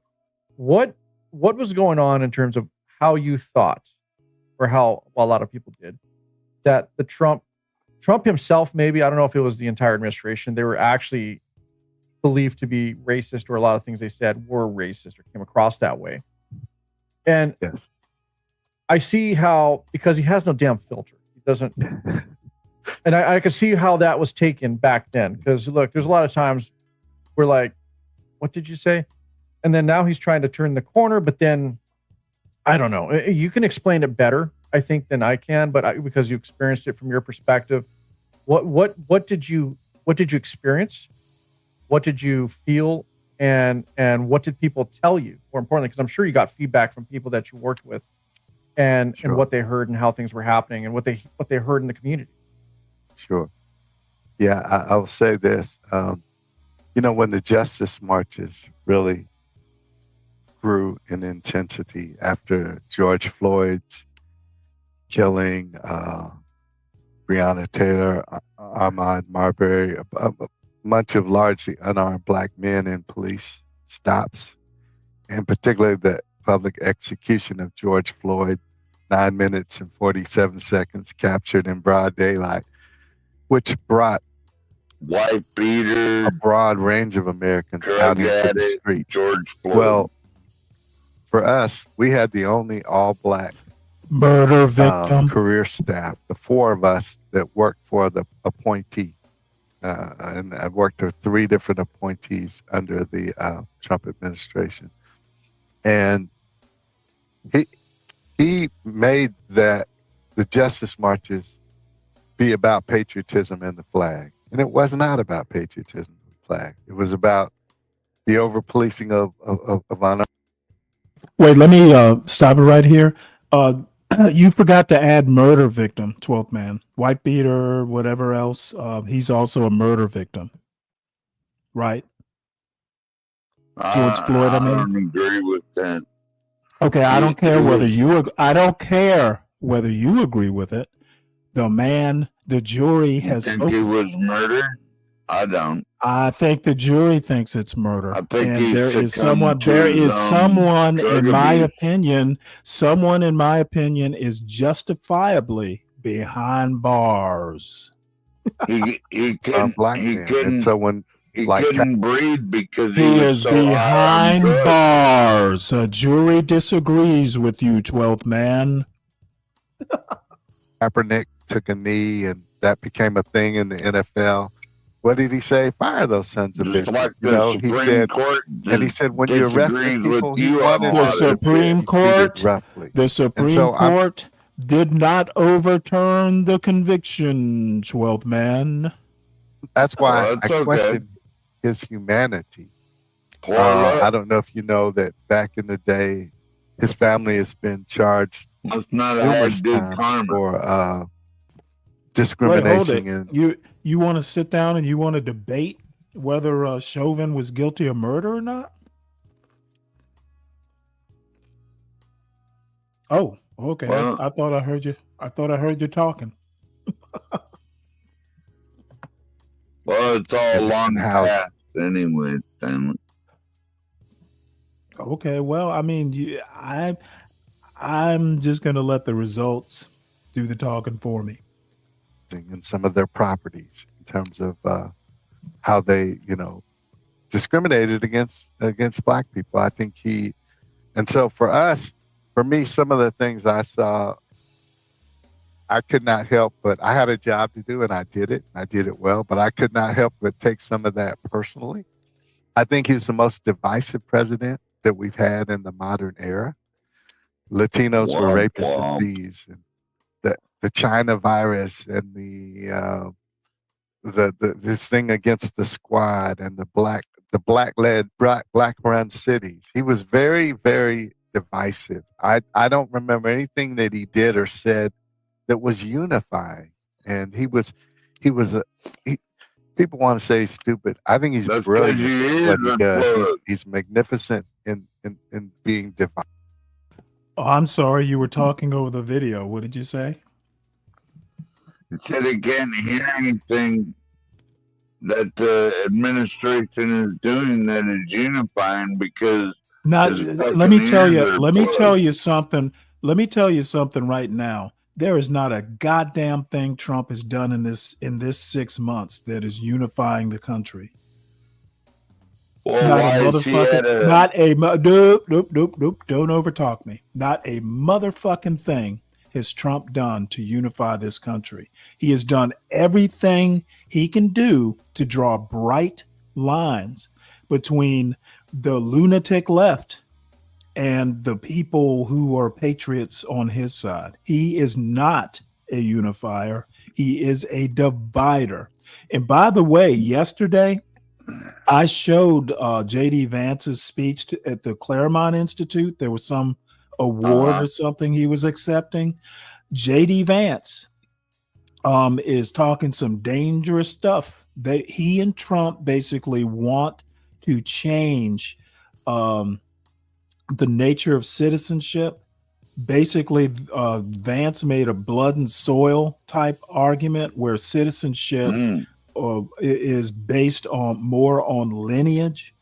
And the problem with basing it on lineage is it is very easy to have a hierarchy of citizenships. And I think that I basically the smack that J.D. Vance was talking, you're going to have to change the Constitution to do it. And it's going to be interesting to see what the Supreme Court does. But these guys definitely, you know what? If it smells like fascism and it's sounding like fascism, fill in the blank. When you start making blood and soil arguments about and changing the nature of birthright citizenship, you got to call it for what it sounds like. Divisive and othering. Making people see the other What's up, as Richard? How you doing? enemy, somebody else's enemy. And so for us, for example, one of the responsibilities we had was to try and locate and vet places that were willing to house these unaccompanied children in these camps from people that were separated from their families at the border. And I can see both sides of the immigration issue. I really can. I do think there needs to be a process and a procedure. But I also think that we can treat people as human beings And I think that people who want to come here, 90+% of them, probably 95% of them, only want to work hard, live a free life, make some money they can send home to their families. That's most people. And so we're rounding them up in the they're running in the fields away from police now, and they're at parks, and they're, at laundromats working, and car washes, and they're getting rounded up. And most of these people, and they don't get a lot of the benefits, but they still have to pay taxes. So for me, when I saw the treatment of some of these people, it reminded That's me what Karen Bass was complaining about. She couldn't get much of the Jim no one Crow to era, watch her where talk. people were mistreated. Okay, I'm sorry. What were you saying? You were talking over the video. That's what Karen Bass was whining about, that she couldn't get no one to watch her talk or pick her vegetables. Wait, hold it. They were talking about Karen Bass? Well, that's what he was I didn't talking hear about, them. like I didn't hear them. cheap I didn't hear labor. them. I didn't hear them talk about Karen Bass. Did you? What did I miss? Because that's what he was talking about. Oh, they're washing their cars. Okay, I they're didn't picking hear. our vegetables. He mentioned Karen Bass by name. No. You Okay, don't then get why it, are you? Stanley. Where are Carry you on, going? motherfucker. Where are you going with this? You're making shit up. You're putting words in the poor man's mouth. Yeah, I'm still in Savannah until tomorrow, Richard. Oh, And no, yeah, I you're haven't had in a Savannah today, Stanley? yeah. I haven't had a chance to go fishing. However, I did have dinner with my old fishing buddy and his wife last night. Me and my son did. Oh, So nice. that we talked. We told fishing stories. Because they look differently. And to me, what makes America great Yeah, is I was the talking diversity with that we have. 907 It really Goodies is a last melting night. pot. And I'll tell you this, George. Oh, were you? Yeah. They sure are a You nice have it. lady, got a nice family, and we were talking about fishing and all that shit. We might hook up eventually. Yep, Next time I I go figured to you would. Anchorage. I figured you would. I think a lot of white America, not a lot of it, not most of it by any means, maybe a third of it, is really concerned because this is becoming a minority majority country. And supposedly right around 2042-ish, it's going to be that. And I think that for some people who live in these monogamous, these homogeneous, they live in a society that's all white or all black or all it.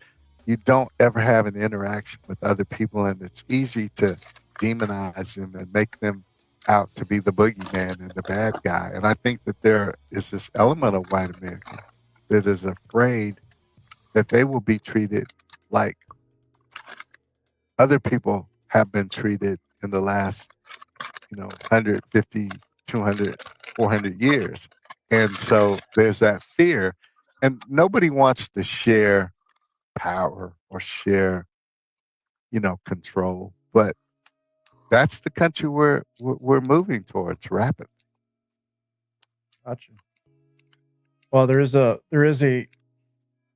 power dynamic. There's going to be a shift, Yeah. but I don't think it's going to come from the Black community or the Latino community. It's going to be coming from those from the Middle East that are coming into the United States.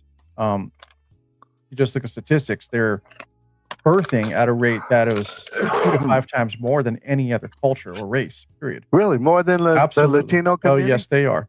Okay. So I'm learning too. See, we got to all be willing to learn. Right? If anything, it's going to come from that side. But what you said earlier is very correct. If you're living in a community that is all white, all brown, yeah, you're not doing yourself a service because you're not really connecting with other cultures and other communities whatsoever. I've always had a different take because white guy. Here you go.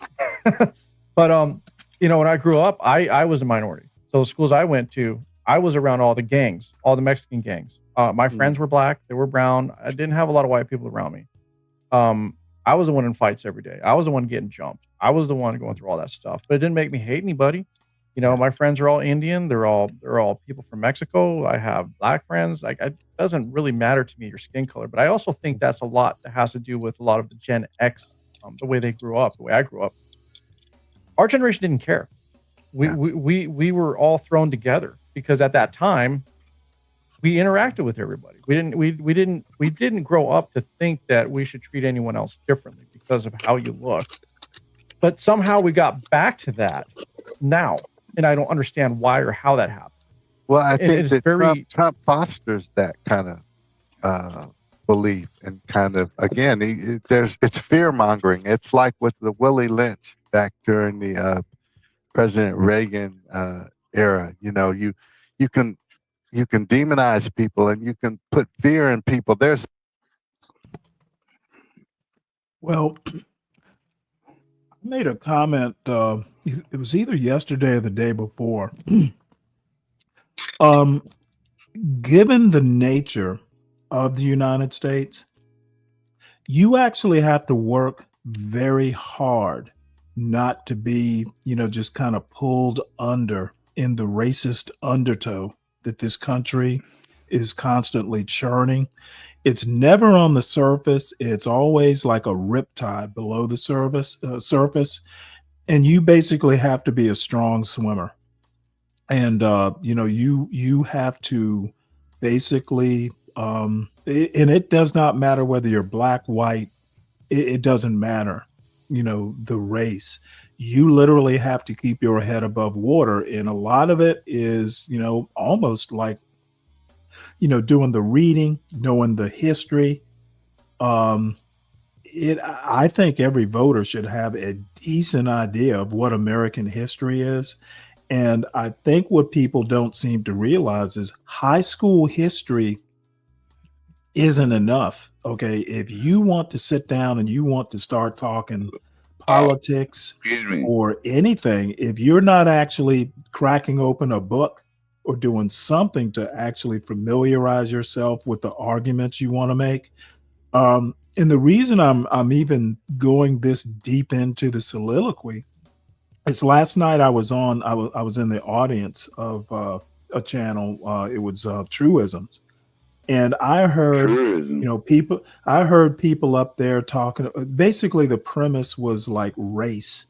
And it was the ignorance on display on that panel last night was fucking stunning. Well, Orthodox, for some reason or another, seems to think that race is genetic. And he basically, for some reason or another, has convinced himself that he is some sort of genetic expert. And I'm like, dude, if you could only know how uninformed you sound. And then he talks about some guy that he's a fan of who is what did he say he was? He was a he was a race realist geneticist. And I'm like, you know what? Is he actually a geneticist? They sequence the human genome, and it's the people who did the sequencing who are saying, hey, if you go and you take a deep look, it's hard to know race. And there is no race gene. Phenotype is a bunch of different genes expressing themselves in different ways. That's why no two people are the same. I mean, all these expressions, genes express themselves uniquely in combination. So all these people who want to talk about race being genetic, they're just hoping one day somebody will come up with something concrete. It's all racism. It's the system telling you that, gee, there must be a reason that, there are achievement gaps and wealth gaps and all this stuff. And the thing is I think blaming it on genetics is actually the easy way out. Yeah. It's basically the easiest way to go, oh, hey, it's this complicated thing that nobody really understands. Instead of just saying, you know what, it's not one factor for starters. There are a lot of things that go into these disparities. But anyway, before I get too knee deep into it, um, What? I think Stanley, I can I think say I something? think the world. Hold on one sec. The world is not 1925. The world, just getting through high school. I kind of wonder if I took some kid from like 1901 and put him in high school today, that kid would be lost. So life Hmm. is way more complicated than it used to be, just by the nature of technology and progress and all that stuff. You cannot just sit back and think And the other thing that's interesting is I was watching some, I guess it was Eric Foner the other day, that historian at Columbia. We were watching some online lectures he gave to a class. Um, that Dunning School was like, taken as gospel up until like the mid 60s. And then people were going and discovering and reinterpreting and all this stuff. History is not a set of facts. The STORY part in history, that pretty much is it. History is interpretation of facts and events. It is not just a data set. Well, Um, history is always written by the victors, Stanley. You It know doesn't that? really, you know what? But you know what? It's not always written by the victors. Okay. And A lot of can you? times you'll go back. A lot of history literally comes from diaries and farm books. Right, A right. lot of almost any, it doesn't have to be like, oh, James Madison sat down and wrote out the notes for the Constitutional Convention. There are a lot of inputs into history these days, maybe stuff that wouldn't have been considered 100 years ago. So, I mean, just something as simple as the American Revolution has totally evolved and become more complex, um, compared to the story I was told when I was in K through 12. There are all Mm, kinds of things. It the American Revolution, just to take an example, is not a linear progression. There were all kinds of sidebars and forks in the road. Looking at what led to the revolution, what happened during the revolution, and the aftermath of the American Revolution, it's complicated. well, And to be that honest, how if you the wanted to know about the revolution American kicked off, Revolution, Stanley. I'm sorry, what? How the revolution kicked off was because they came after the colonial arsenals. Like their guns. They came for the guns, and that's Right. when it And all popped off. that all happened a year before the actual Declaration of Independence. So That's right. um it just I think if people, and that's the other thing, if you're going to come up to a panel and talk about genetics or race or history or whatever, don't just get up there and not know what you're talking about. Well, Most of Stanley, most of I the think people most of the people that I encounter, probably a lot of people come up blind, and they just think that, hey, what I have heard on Fox News is going to be good enough to sound Stanley, cogent, I think a and that's lot of almost people never the case. they confuse racism with tribalism, and to me, that's part of the problem. Because a lot of that shit is just tribalism. Like when I'm talking to a Okay, brother well, people from another people color, I confuse don't really people see his race. confuse You know? people confuse people confuse race, racist, and racism. Those are all related, but they're kind of different things. So when people say, "Oh, well, Stanley, all this racism you're talking," well, the ism suggests that it's actually a system. So when you say I'm talking racism, you probably mean, hey, you're talking like a racist. And, maybe the reason you believe what you believe Or could be due tribalism. to racism. But tribes and race tribe is more, more, when you talk tribe, you're actually talking more ethnicity than race. They're two different concepts. Well, I think it's natural for people to want to go around their own kind and Okay, hang and out see, with that's them, the other thing. That's the other thing that I have a problem with. It's not natural. Okay, it is natural as far as nurture goes. If you're raised around a bunch of people that look like you, yeah, you're going to be more comfortable around them. But that's not set in stone. That's tribalism. That's more how you're socialized or nurtured. Yeah. That's not like I don't think it's 100% genetics. And this thing about everybody's racist, it's natural to be racist. It's bullshit. And generally, I don't often do it, but I think what I'm going to start doing when people want to bring that everybody's racist canard up here, I'm going to start blasting them because everybody's not a racist. And I'm being not a racist. racist. Okay, I'm not talking about you, 12th man. Basically, I don't believe that it's natural to be racist. There was a time when race didn't exist. This element anyway, and especially one of the things about you, and you, as you grew up, George, you'll say this is true, I'm sure, because you spent time with all these different kind of people. You all saw each other's people. You all pretty much basically all wanted the same thing, and you see the humanity in other people. But if you don't know them, it's easy for somebody to paint them a different way. And one of the things that became normalized during the Trump administration was, do you remember Kellyanne Conway? Yeah. She talked about alternative facts.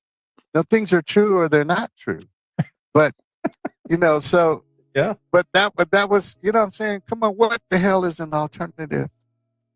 No, I agree with you. That doesn't make any sense. And so so I'm saying, now you almost don't know who or what to believe. And think about it. Back during the Spanish flu, just over 100 years ago now, 105 years ago, you could see pictures in New York and big cities where people were lined up for miles to get that shot because they believed their government. They trusted them. Who do we trust now? I'm saying we got to where you don't trust anybody. And that's a scary thing to be. And so what we found historically, George, is that great societies usually aren't destroyed from without. It's from within. Yeah. And you can see us headed that way. What happened to the Roman Empire? That scares me. Yeah. They killed themselves. Same thing with the Greeks. It wasn't outside influence. Yes. The thing that's crazy to me about racism, this is what I hate is, and you see it all the time. You can get two babies, you film them, different skin colors. They're babies. They will play and interact. They don't even care. Yeah, absolutely. It's the influence as they grow up that makes them that way. And it's sad that as humans that even still exists, that we would even have these biases and inflect into a young mind that you're supposed to look at this other person different. But I can understand it too, because if you're unfortunate to be of the race where you're always getting beaten and looked down on your whole life and throughout generations, it kind of does carry over. You have that distrust. So it's like trying to fix that. I don't even know how, but it's just there's a topic that I discussed with another person a few months back, and we went down this whole road and we were just scratching our heads as to like, why can't we get rid of this way of thought? Like, why? It would be so much better if we just looked at people as people, period. Yes. And I'm really just tired of, when I think things are settled, I open up, X or the news, it's like headline, another racial, like, come on, or are we still doing this? It's so stupid. Are we not past that? It just doesn't make any sense to me.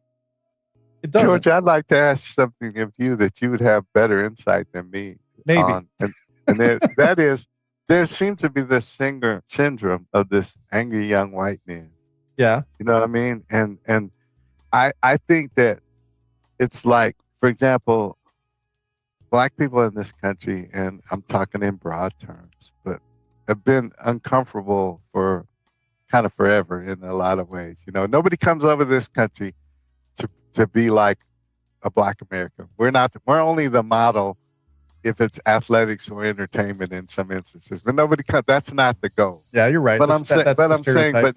yeah. So now, though, when things might get a little tough for young white men who basically have been at the top of the pecking order for, you know, ever since Custer Road out west, you know, it, and then I think you see that rage being exposed in some of these incidents that we have. And You know what? That's an interesting point that he makes. If you actually stop and think about it, Deric is like, well, the angry young white man, whites have been at the top. Well, you know what? That actually sounds like a be brave sort of thing. No, whites as a group might have been, but believe me, there are plenty of whites who have not been at the top of the ladder. And, there's a whole lot of, free association. And it was done throughout American history intentionally. You gotta, you know what? Actually, Lyndon Johnson made a comment. The comment about, basically saying that, the poor whites, oh, damn it. What was a quote? It's basically saying, if you talk them up and let them think that they're better, than black folks, you can pick their pockets or something like that. Basically, what he's saying is you let them think that they're part of, some elite club or something like that, but they're not really. And it always amuses me to see people like Be Brave. And Be Brave is kind of my archetype for the down and out white guy. Somebody has convinced him throughout his life that he's something special. And, he does have talent, but you know what? I look at Be Brave. If I looked at somebody living in the hood and I looked at Be Brave, to be honest, it would be hard for me to choose one or the other.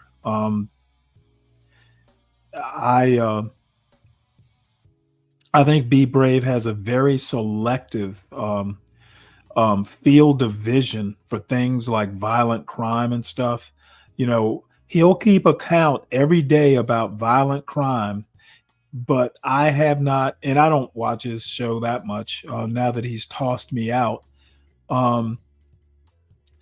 Last 2 weeks, maybe 3 weeks, there have been 2 church shootings. Disgruntled white guy mad at his wife. And 2 times in the last 3 weeks, somebody's gone in on a Sunday during service and shot up the place. And I guarantee you, Be Brave hasn't talked about that. For some reason, he seems to be fixated on, hey, if it happens in the inner city, it's bad for America. Apparently, if a white person shoots up it doesn't happen often enough, to be an existential threat. You know what? I think it's an existential threat when some guy goes into a place of worship with kids and elderly people and all that and just shoots it up. That's some cold-blooded shit right there. Yeah, I hate that, Stanley.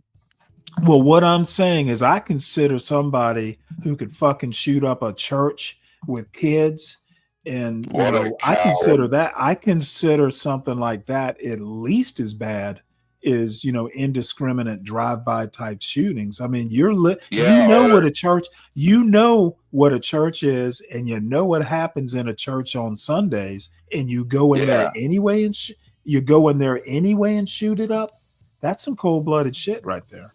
To me, that's as bad as like molesting a child or something. Well, I mean, technically you are if you're shooting up, you know, if you're shooting up a church Yeah. with children in it. Disgusting, I think man. that could pass as I molestation. hate to think about that shit. Yeah, well, my point is that Be Brave doesn't. He would rather be all racist and just be very selective about what I'm crime. pretty sure it was a white boy. Okay, I that don't know shot why it. I can't get a. Let me get a thought I'm out. sorry, Stan. I don't know why Be Brave has to be so selective, other than he is a racist. Well, the white boy that shot up that church in Texas was white, so I don't know what the fuck he's talking about. I don't follow that motherfucker. Okay, Richard, you know what? I'm sorry, but I think frequency is basically an easy thing to glom onto. I just think that hey, if you're gonna go out into the hood and just do drive-by shootings, that's one sort of cold-bloodedness. But I just think that going into a church on a Sunday is even worse. It And it is very subjective. That's why I don't give Be Brave a lot of credence. I mean, a lot of those people would just give you money out of their own wallet. Okay, these guys aren't that- robbing churches. The last shooting, was it last Sunday? I think it was actually last Sunday. The guy was pissed off at his wife, and he went to the church looking for his wife. His wife wasn't there, She and he wasn't killed there. two people. Yeah. Okay, god damn it, 12th man, let me sorry, get it out. Tim. He went to the church looking for his wife. His wife wasn't there, but he still killed two people. I don't get it. Didn't he injure some more, Stanley? Yeah, I Wasn't there, think like, I 3 think or there was 4 some other injured injuries, or but the bottom line to something me, like if your that? wife isn't there, just go away. You know, you don't have to stay and Yeah. kill two innocent people. He killed a young woman and her mother, and I just Jesus. don't know. I just don't know Jesus why Christ. why that doesn't make it into Be Brave's crime report, other than they were white. Yeah. Or the shooter was white. No, Be Brave was Be Brave. Be Brave has been robbed of his dignity, but that's decades ago. So let's very get back to true, this video Stanley. here. I'm setting you one in the back. I wanted to ask you what you thought about that judge. Let's see here. It's kind of a short, but it goes on for a minute.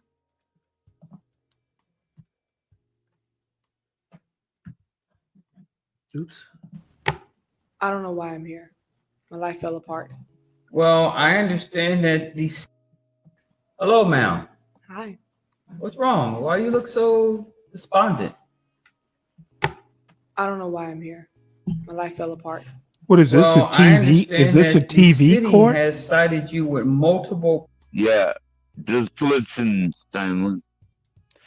Well, this isn't a real court, right? Yeah, it's a real court. It's a city court. I see.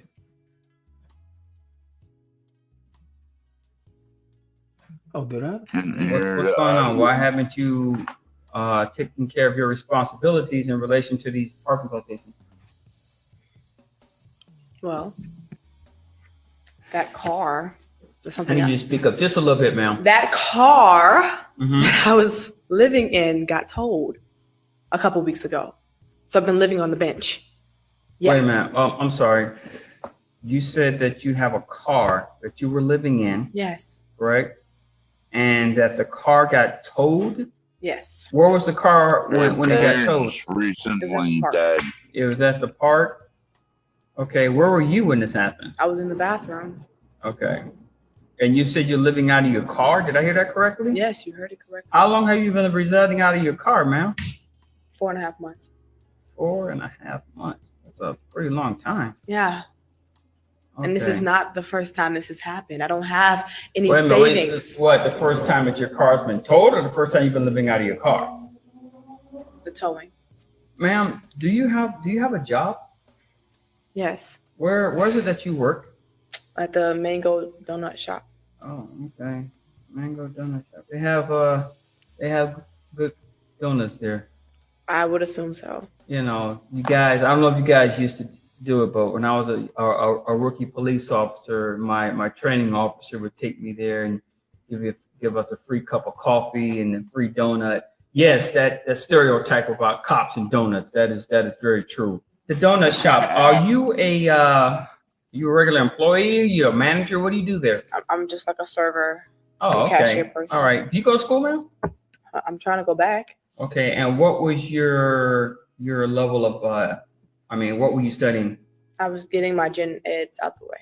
Oh, okay. Okay. So I understand. So I have clarity on this. You're living out of your car.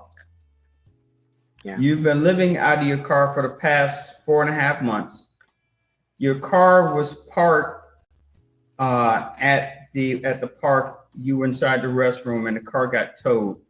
Now, the towing of the car usually falls under one of two categories. It's either A, you were parked illegally, or B, you accumulated quite a few parking citations and they took the car in hope that you would pay the citations. Correct. It's one of those two, and I don't have the record as to what led to the car being towed. I do know that your car is at the Mango Park Tow Yard. That much I do know. So I guess my question to you is, and not to get too personal, what's going on with you? Because you're very A lot is going on right now. Okay, both Do of my tell. parents passed away 6 months ago. Mm-hmm. And the moment we buried them, everything just fell apart.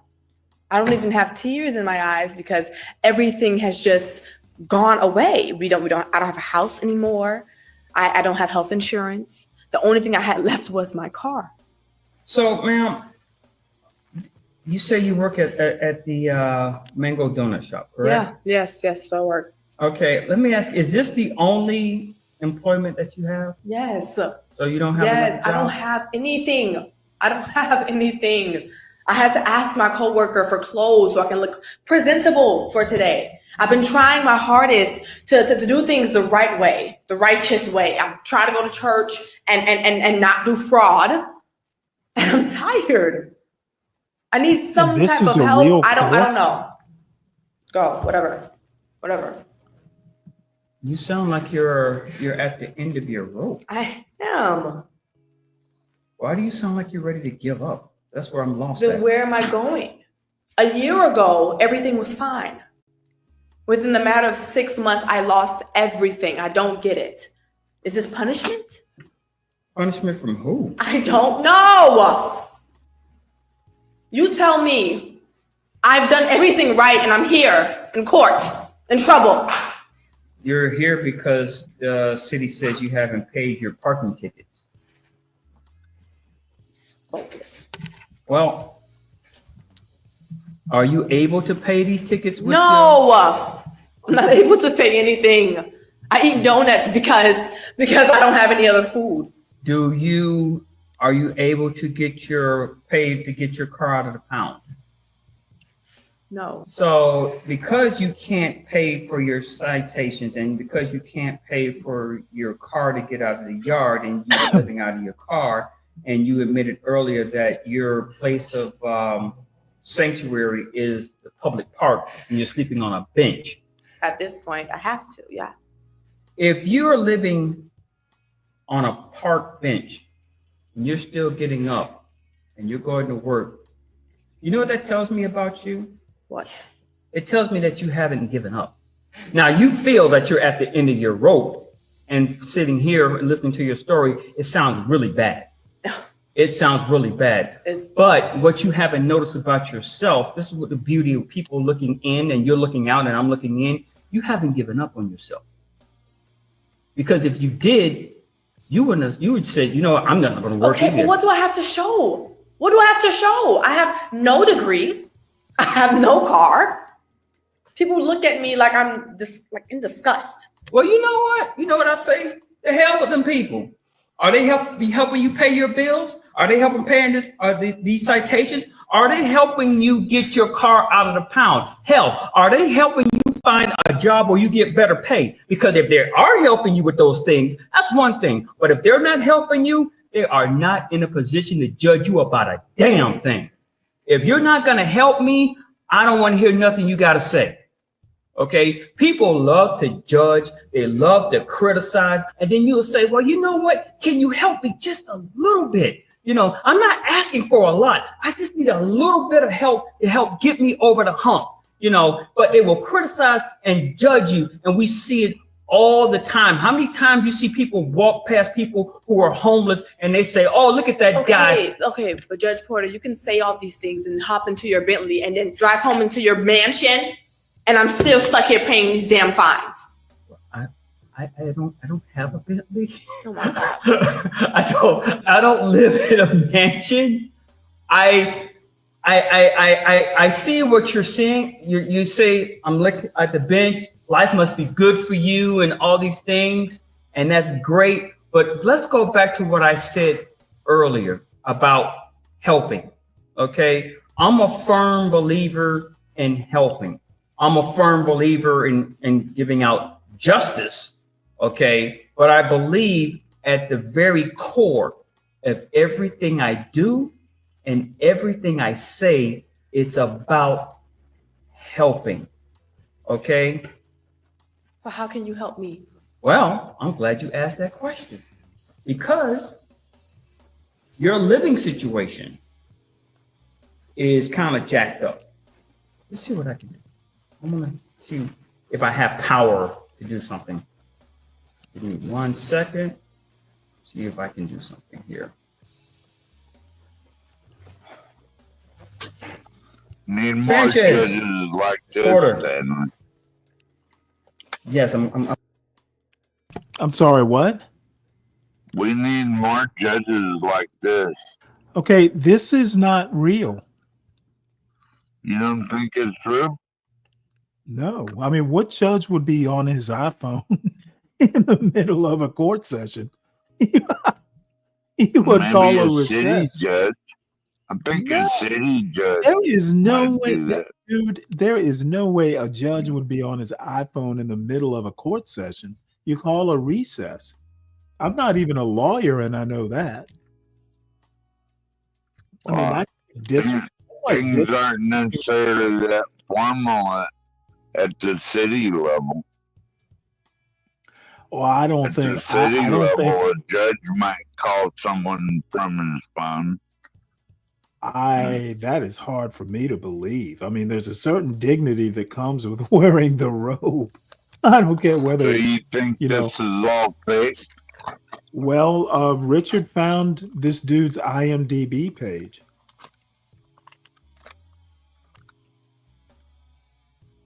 Those look like, well, if you play it some more, then those look Well, like I mean, real tears coming out we're of her we're more eyes. than we're more than halfway through it, so might as well watch the rest. Look like real tears coming out of her eyes. Well, I mean, actresses have been known to cry real tears. I mean, it's a skill. Mm. Yeah, and I heard tricks Oh wait, like hold on, I got to turn the they- volume back up. So the manager They- over there at the they Menlo would Park put Hotel? onions under your eyes Yeah. to Look, I make need it Well, you I to think do it's me a favor. I think it's like I a need you to get in method thing or contact with something. him. I have a young Some lady in people my court cry on who demand. is homeless. and I want you to get in contact with him and see if you can make it Don't where see no she can need. stay there for, I don't know, the next 3 months. Yeah, tell your brother I'll pay for it out of my pocket. Oh, All right. hey, Her Judge name is pulled out of his pocket. it's Nina Brown. As a matter of fact, have your brother call me in about 2 hours. Okay, I gotta start asking questions. If this were real and he's paying for it out of his pocket, you know, I've always considered myself a pretty good guy, but even I would be like, she's not bad looking. Maybe if I pay for this, I can, I Come on now, once Stanley. I hang up the robes this evening, I'll You're a meet you at the nasty man, I'll Stanley. be meeting you at the donut shop. You're a nasty man, Stanley. Hey, you know what? I am a man. Hey, let me tell you, years ago, I was up in Atlanta from Savannah, closing down a warehouse up here over on the other side of Atlanta. And you know what? I had to hire some temps. And I had to do the interviewing. So, I don't like doing that sort of thing, but it fell to me Right. to interview the temps. Well, you know what? This girl came in and I knew instantly, oh yeah, this is gonna happen. So hell yeah, I hired her. And you know what? After probably after like 2 days, I mean, I was living out of a hotel, one of these extended stay hotels with the kitchen and everything. Oh yeah, Yeah. after work, I'd meet her over at her place, and we were going back to my place, and I hired my girlfriend. It's one of the most decrepit things I've ever done. But dude, I was 32. You know what? She looked good. So the last day, we shut the warehouse down. So like the last day, I'm walking out of the warehouse and she's right behind me, and we get into my car and drive away. You should have seen the jaws that were dropping. Oh, these guys thought I was the biggest fucking nerd. You know how people don't like their managers anyway, but they thought, yeah, that's Stanley. You're kind of a nerd. That's Stanley. Hey, that Stanley's a square, but guess what? Guess what I'm driving away with right now? That's one of my favorite stories. So anyway, that's why this. If I were this judge and I was paying to get her car out of impound, I just don't know how the thought has. You didn't have to pay that, Stanley. You just dismissed it. That way she could get her car out She had for she free. had a real job. But not listen to the rest of it. Yeah, I'm about to do that. Getting her a better job. All right. Okay. Bye-bye. You have a place to stay for the next 3 months. Imagine that. Whatever. Now, here's the thing. In those 3 months, I'm assuming that you can save up some money. Yeah. Okay? And get a spot somewhere with air conditioning. Well, hold on, because you asked me, what can you do? Remember, you stood up there, you said, what can you do for me? Ah! Remember that? So here's the other thing that I can do. The parking violations, I can have that canceled. I can have that thrown out. Okay. When court is over, I'm going to get in contact with the Mango Park Yard and have them throw out the amount that's owed for the tow. So when you go down there, you can get your car back. So now you have your car. You don't have to pay the parking citations. You have a place to stay. Now, here's the other thing. Where's the place she's staying? The car? I'm getting my general education credits. I don't know how much they pay at the donut shop, but I do have a friend in human resources for the city of Mango Park. I have a feeling that if I contact that person, because I know they need a clerk position filled, I'm pretty sure if I contact that person and put in a good word for you, you can probably get employment. And you know what comes with that employment? Benefits. things like health insurance, dental, You know, vision, things of that nature. You know what comes with that job? Me. What's under these robes? The children, the You're city terrible. pays for that. So that doesn't come out of your pocket when you're a city employee. That sounds like a good deal to me. Yes, it does. So the question that you gave me was, what can you do for me? So now I've done my part.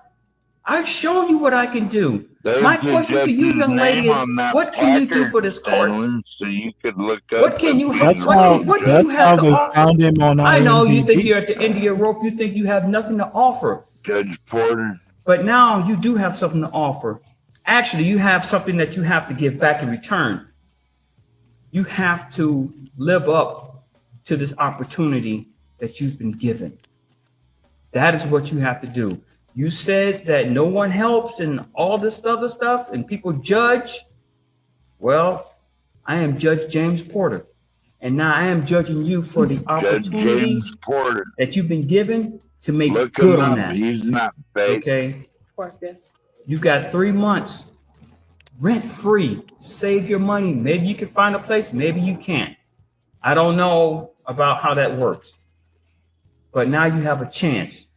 And all those people out there who are criticizing you and looking down on you, like you said, this is your chance to show them, I don't need none of y'all. I got this. And once you start to succeed, funny thing is, those same people will come back and say, hey, girl, how you doing? I knew you'd do all right. And then you know what you do? You could tell them to kiss. You know what? I can't say that in this court, but you see where I'm going with that, right? Yes, yes. So now that all that has been resolved, I'm pretty sure you need a ride to get to that location. I will call you a ride share and get you over there to that hotel. Thank you. I thought he Any was going to questions or offer to give her a ride. No, thank you so much. Don't you ever give up on yourself like you did Well, today. he's probably got other cases Ever to do that, attend to. no matter what. You Yeah. fight Yeah, through I it. bet he does. Okay. All right? Okay. All right. Your court is adjourned. Well, here is the judge on a day off.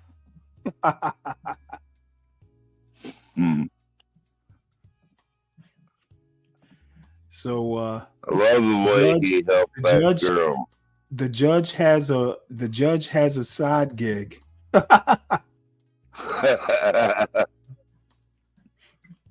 So there he is playing a cop. He said he was a cop. Well, here he is when he was a cop. Let's see it. No, I don't want to play it because this might be some sort of copyright thing. Oh, I don't want to risk it. It looks like an actual TV show. So what was I playing the other day? I played a little, huh? He has Yeah, his he's own played. TV show. Yeah, he said his real name is Vern Alexander. He's known for Attraction Manager. Vern Alexander. Yeah, Ashes of Eternus, 2023, and Caves Fable. So he definitely has. Here's some other pictures of him. Here's a picture of him with his little chihuahua. Oh, so there we go. That was some sort of thinking I might report. get a chihuahua soon. I see. Well, anyway, so no, it's not a real court.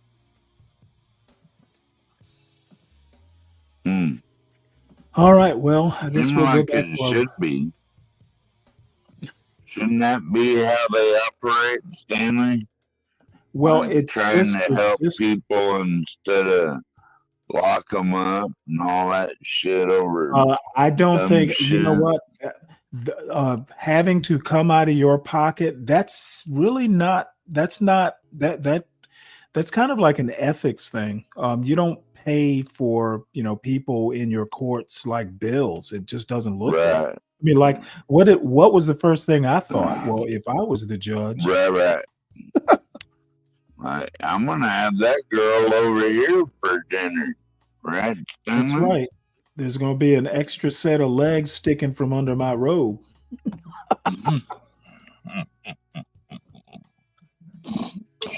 I just wondered if you had any thoughts about that. It's I kind of, well, I do and I don't, because I'm not necessarily young anymore. I guess I'm in that mid part, right?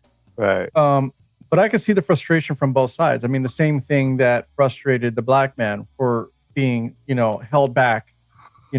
Think about the time when, black men were very successful. There was a time they were able to do whatever they wanted to do and make money. And then the mortgage companies were redlining them. So you couldn't even buy a house, or you couldn't get in a certain district or in a certain area. So I think the frustrations are shifting. Now, it's not as bad for white people, but I think what happened and what you're saying is that I think the newer generations, they weren't brought up under that. Okay, they're just being exposed to what they're told is going on or what happened. And I think there's an older generation that will not let it go. And all of these feelings and everything just getting drummed up, and they don't know how to deal with it. And so I think that possibly, not speaking for everybody, but possibly some of the younger white men, as you're saying, maybe they do feel frustrated because they're trying to do the right thing, but every time they do, they're being reprimanded for not doing the right thing the right way. And there's no place for them, they feel, But then that's also the sentiment for anybody of any color economically right now. You can't afford to buy a home no matter who you are. But when it comes to the racial argument of what we're talking about in terms of race, I think what it is, they just feel that there's nothing they can do that'll be right. Okay. If you want to confront a person of color about something, if they have let's just be honest, I don't care what color, if you're doing something stupid, why can't you be corrected? Why can't you just say, hey, you know what? Absolutely. And I don't think a young white kid can do that. If they see a black man or a brown person or whoever, if they see a Mexican, it's like, well, I'm a white guy. I don't know if I could actually comfortably go over there and, say something, because all of a sudden it's like, oh, you're being a racist. What are you doing? And that's what's been going on. So I can see why they're feeling frustrated. And I think that's a partly a generational thing, George. Yeah. And what I mean by that, for example, like say, if I'm riding downtown to an event or something on the bus, and if I see these young guys, and they're usually black guys in where I live in Atlanta, one of the black cultural meccas, and they're, pants are halfway down their butt, and they're cussing, and I'm there with my wife or my daughter, I wanted to ask them to can you have some respect? But I might get shot or cut, and so as 30 years ago, they say, yes, sir, my bad, so and so. But today I may get cussed out or jumped on or anything. So yeah, I mean, you're right. That's the society that we have devolved to, unfortunately. But what I will say, and I'll ask you this, I haven't seen, it does happen every once in a while, but you don't usually see young black guys going into grocery stores, killing 12 people, into churches, into Kmart's, into these places. That's into synagogues. That's what I'm talking about. That whereas, I'm not happy and hell, you're not gonna be happy either. That's a Yeah, I can address that a bit. First off, we already know white people are crazy, so whatever. But anyway. Oh my goodness. No, I don't know if this is true in the black community. But with white people, let's just be honest, they're hooked on pills. Period. Okay. I think pharmaceuticals is the issue. Well, thank you for saying that, because that's revelatory to me. Every kid, most any white family, you go to a doctor. If they're not interested. Sorry, what? If you get good weed, you don't need pills. So I'm not sure what this guy is talking about, like white people and pills. Like you haven't heard of the opioid? You haven't heard of the opioid epidemic? You mean the fentanyl? No, the opioid epidemic It was literally declared like an emergency. Yeah, I think fentanyl is a lot worse than opioid, to be honest.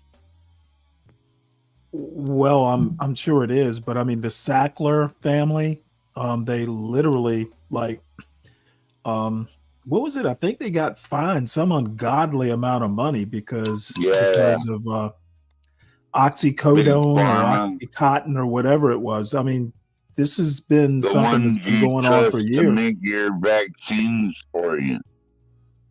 I remember this is some years ago. The doctor had prescribed me oxycodone, I think it was. Yeah, Because I actually had it was the VA. You know, I was in a lot of pain. You know, I had a hip issue, and yeah, nothing I was wrong with down at that. the. I was. Oh, this is like 10 years ago. I've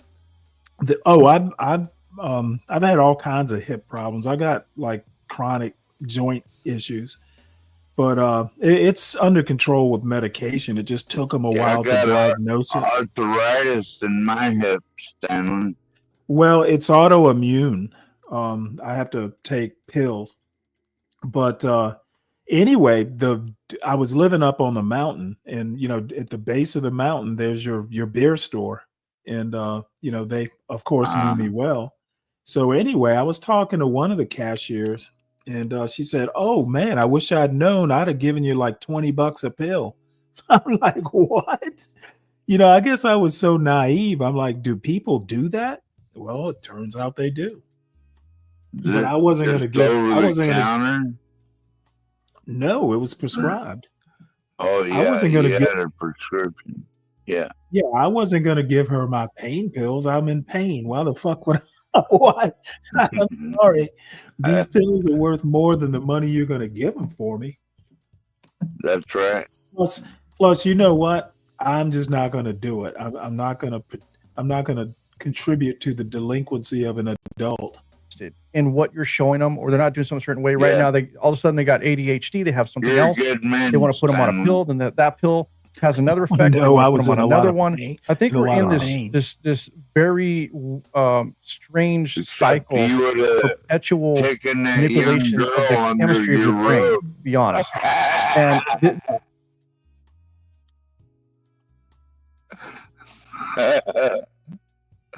Sorry, Stanley. I couldn't help it.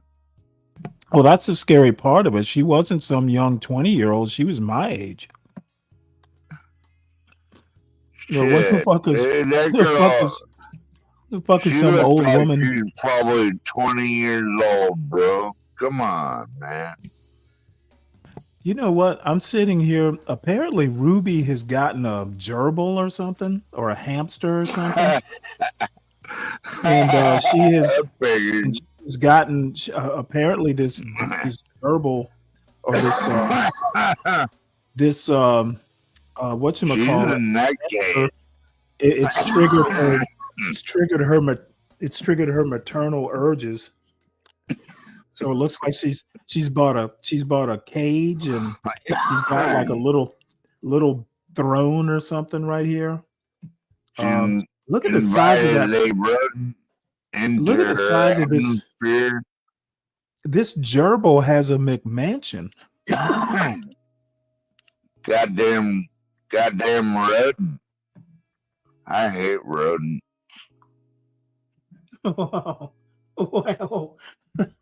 Well, she's named the gerbil or the hamster Cinnamon. Are you sure she isn't a dude? No, I've seen her last week in a bathing suit. She's not a dude. And she's got like bunny ears on her head. What the oh, she has gone. She's fucking loco, Stanley. Oh wow. I like Lola and Ava, but Ruby is too much.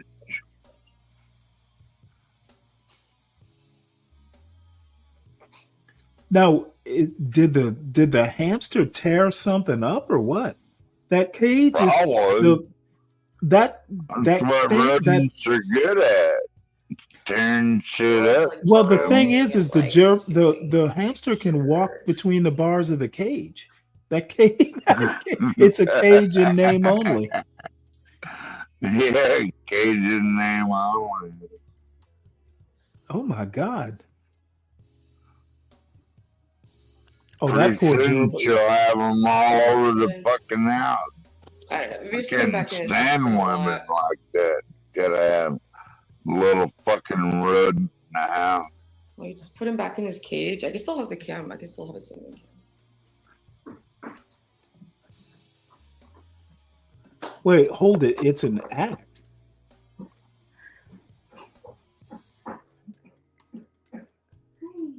Why is she wearing bunny ears? It's like outside of it right now. Cause she's a psychopath. She's got a pretty flat. She's got a pretty flat tummy there.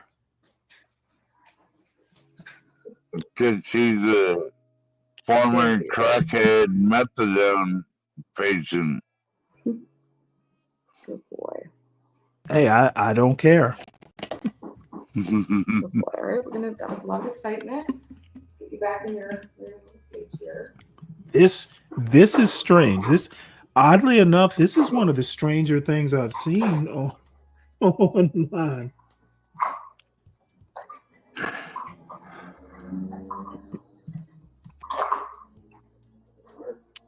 Can't believe her landlord lets her get away with having a rodent in the fucking house. I'd be kicking her I think ass she. out if I think was she John just. Galt. I think she just got it. I think she just got it a couple days ago. Be a good angle.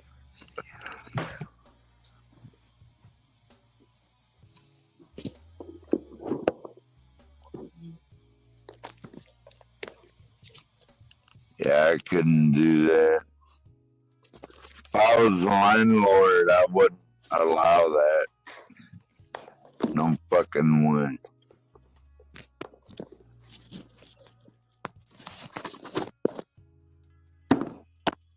Not gonna get a goddamn rodent having it in the house. He likes to be burrowed. No. Sorry. Well, this is. Your eviction Oh, it got. notice. So that thing got into a tissue box or something? They get into everything, Stanley. That's what rodents do. What the fuck you talking about, homie? Shit. I bet you John Galt would kick her ass out, too. Take a break from cinnamon. I reckon.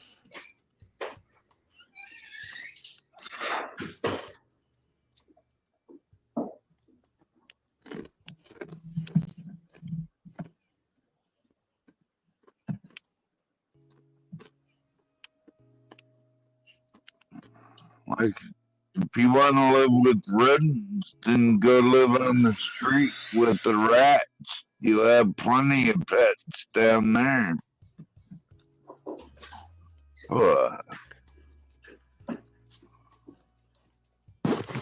All right, I need some fucking Dunkin' Donuts. I need some Dunkin' or something. Oh, let's put on my new shoes.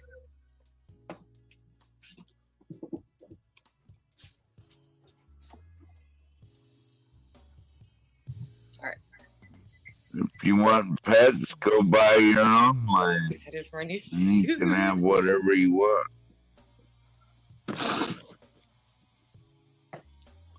Look at what an upgrade. Busted, broken, ran through. New, clean.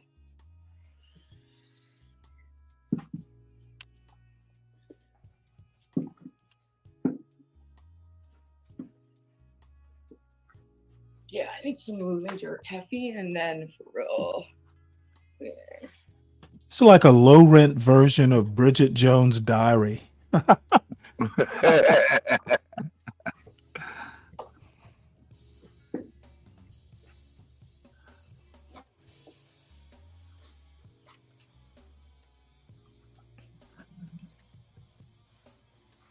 All right. You know what? This is a little too voyeur for me. Okay. Yeah, she's weird, I Stanley. need this for water. Is she? Yeah, I think she's pretty weird. Well, if you think it, she must really Yummy. be weird.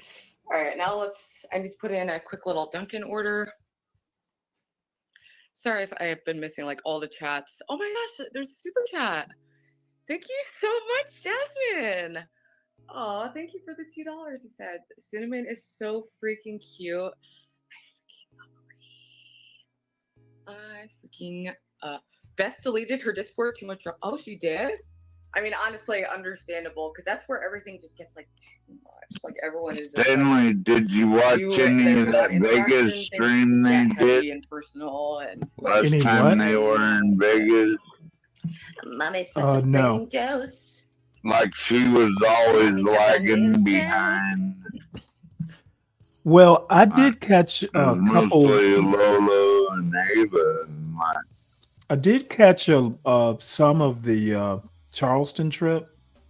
I don't know. I did. It wasn't that captivating to me. yeah, oh yeah, that one. Yeah. I don't know. I don't know why. It just. I mean, it was just like kind of boring, to be honest. Yeah, I remember you were saying they weren't going to none of your favorite spots or whatever. No, I don't know. I just think that maybe I've just been watching too many travel shows on TV or things like Anthony Bourdain. You know, when you do something like that, you want to go to like nice restaurants, you know, stuff that people would really be interested in. And I'm sorry, walking, you know, some downtown Charleston trying to interview people just isn't that riveting. You know, now I think it's kind of interesting that, you know, three like YouTube quote personalities, you know, meet up, you know, that doesn't happen too often. So, but I don't know. It was just, I don't, you know, Well, they did. the term I want to use for it would probably be kind of insulting. So I'm To not their gonna, I'm not credit, gonna, they did show some nice Charleston architecture while they were right. there, but then you're right, you know, they went really downhill from there.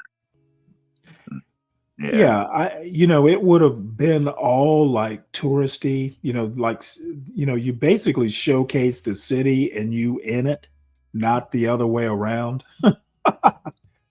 So, I just, I was underwhelmed. I'll just put it that way.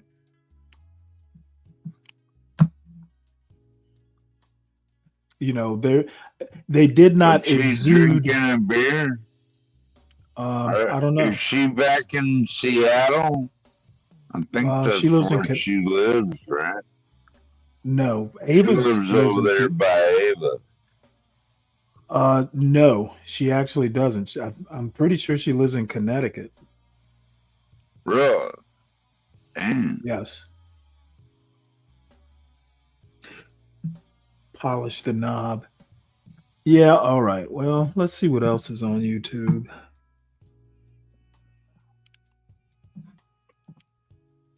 I thought she lived close to Ava since they're both former methadone clinic.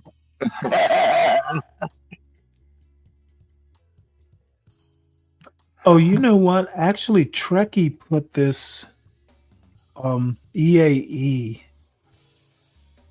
You know what? EAE wanted me to show the rest of that the rest of this thing, and then he wanted me to show something. Guys,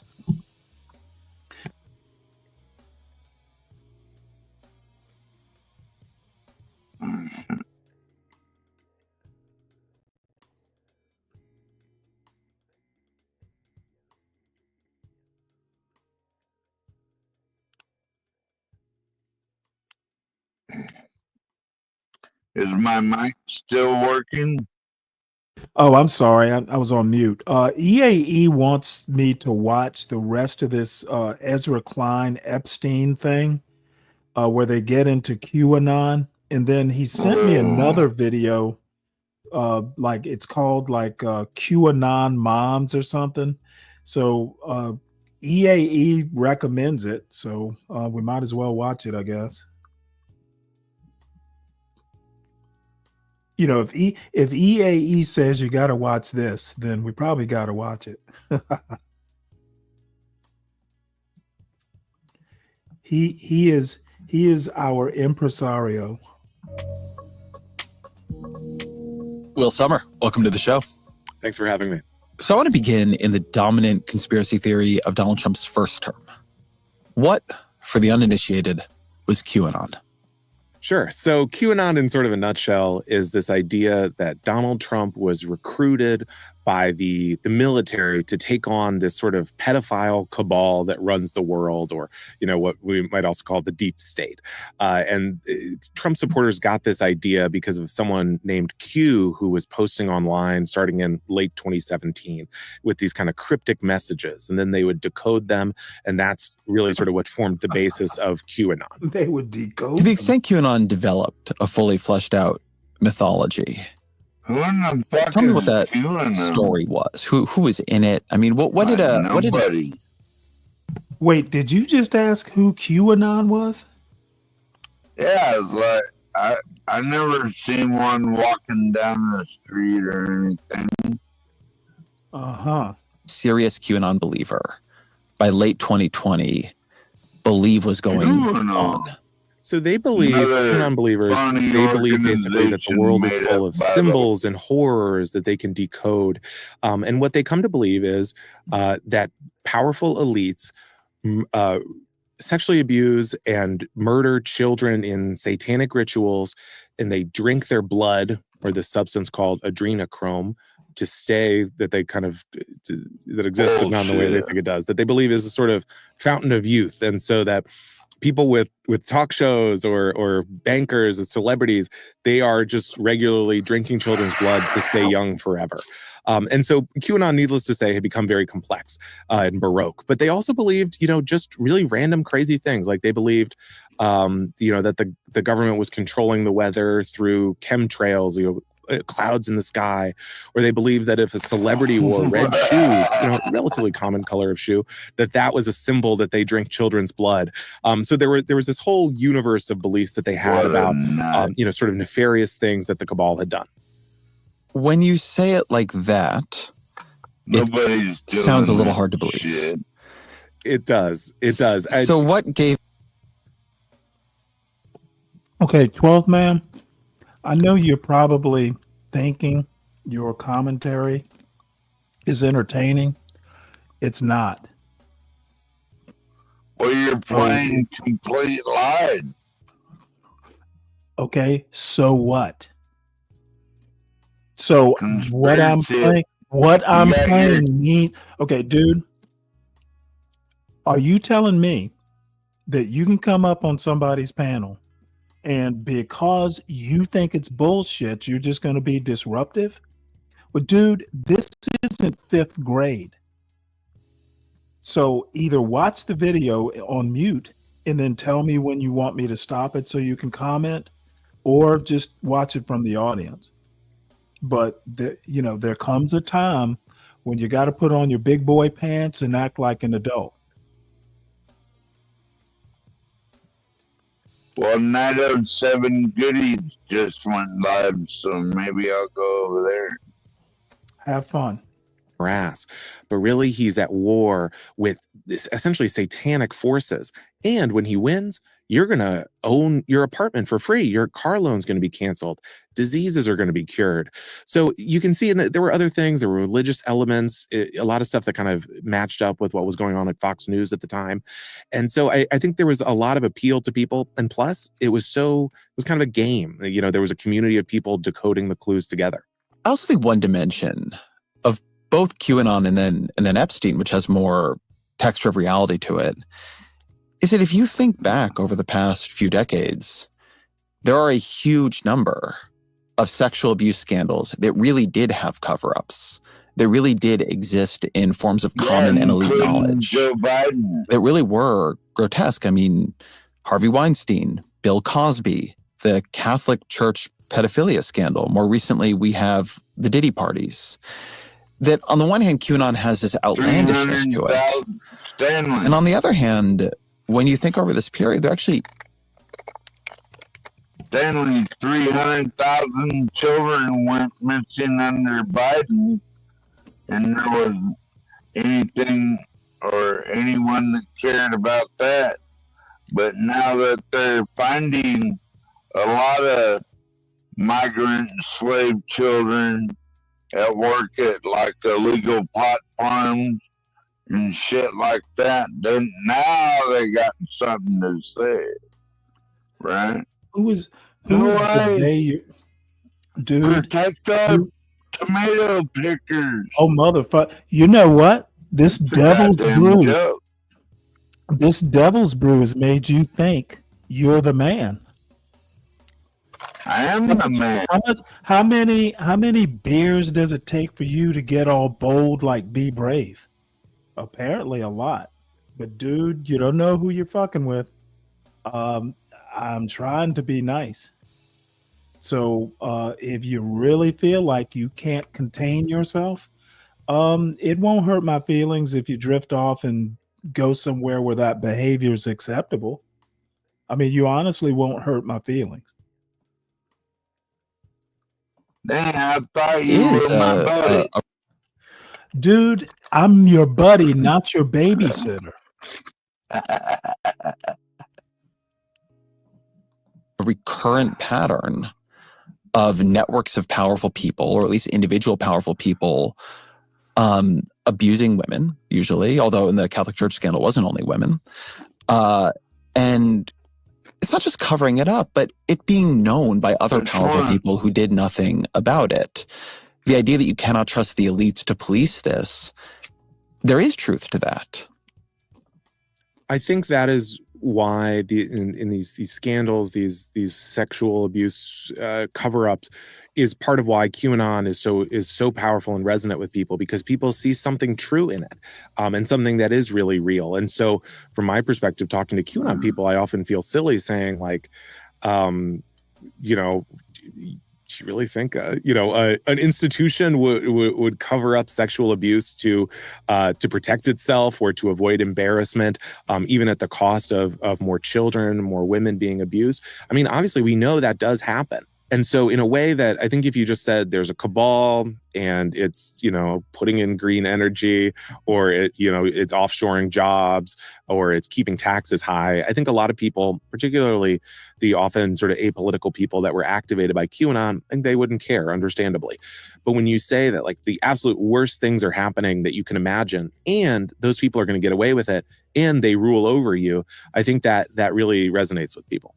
I want to hold on something you said in there, that after this satanic pedophile cabal is arrested, maybe your rent will go away, maybe your disease will be cured.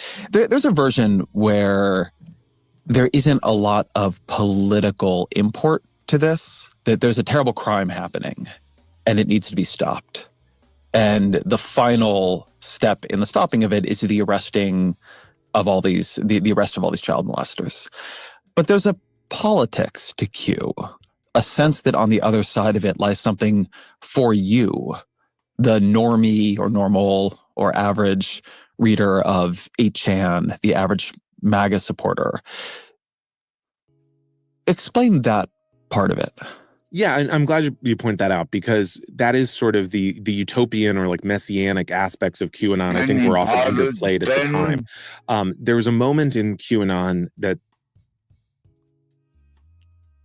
like, isn't that what ICE is doing? Uncovering a lot of these child smuggling organizations? Isn't that what the FBI is doing now, instead of targeting peaceful people in Homer, Alaska? I mean, aren't they going after them? More fentanyl. To be honest, To be honest, I actually don't know what they're doing. I know I did a story yesterday about a 40 an Iranian mother who'd been in the country for 47 years in New Orleans. They picked her up while she was gardening in her garden. And Steve Scalise, the majority leader in the House, intervened on her behalf to get her out. They were going to deport her. Now, this woman had been in the country for 47 years, and her agreement was that she check in with the department, with the immigration department on a regular basis. Apparently, she'd been doing this for like 40 some years. And just so happened that she was really popular in her neighborhood. Now, these people, she was connected. I mean, she had a couple congressmen. One of them, the majority leader in the U.S. House, intervened with ICE directly for her. So, but the thing is she had a legal status. She had been checking in per the agreement. Her child is a U.S. citizen. Her husband is a U.S. citizen. Now, I don't know why she, after 47 years, is not a U.S. citizen, but she's been here. Maybe she came as a child or something, because I don't think she's much over 60. So I don't know what her background is, but whatever it was, Steve Scalise, who's a bigwig, he's in the House right now. He is number 2 to Mike Johnson. So, now my problem is that had she not had a, sitting congressman running interference for her, her butt would be gone. I have a problem with that. Why does she get special treatment?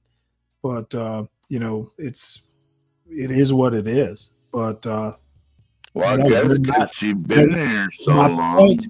Okay, well, my point is that no, they're not going after children. They're going after, 60-year-old grandmas.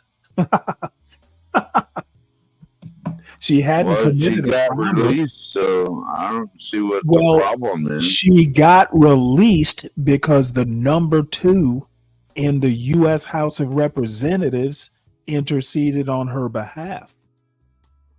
Well, that's a good thing. And I have a problem that she got special treatment. I kind of want it both ways. Stanley, well, I kind of do. I kind of don't want her picked up in the first place. Like you said, they ought to be out hunting people that are real criminals instead of an old woman who's been here. Instead of an old woman who's been here 47 years and was doing what she was instructed to do.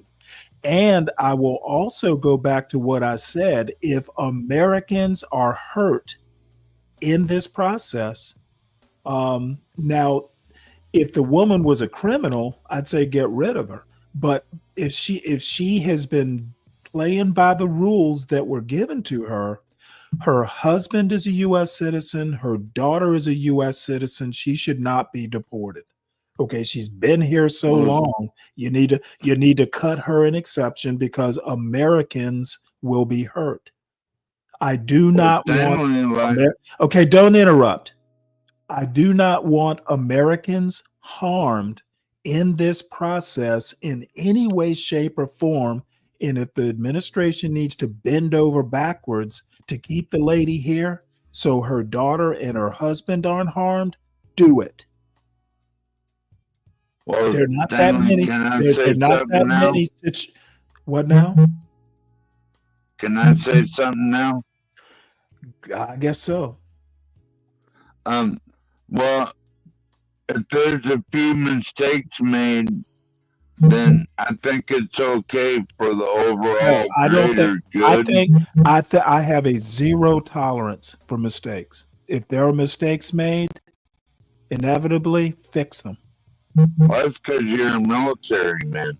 Okay, you know what? Well, in the real world, the president is a military man, except he's a civilian. Fix the problems. Americans should. Well, they are Americans, fixing the problem. they are not fixing the problem if they're hurting Americans. But she wasn't really an American, Stanley. I don't care about any of that. Maybe she Like I missed said, one of her court dates. apparently you or are something. you are past the point of actual cognizance. Are you, I do not are want you sure? I do not want her husband hurt. I do not want her daughter hurt.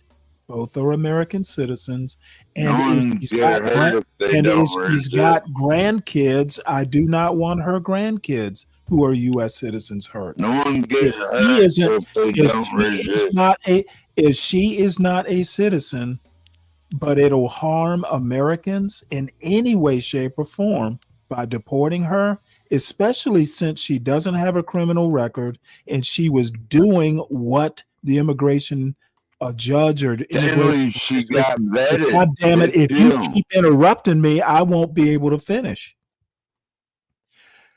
She Americans got vetted, not be Stanley.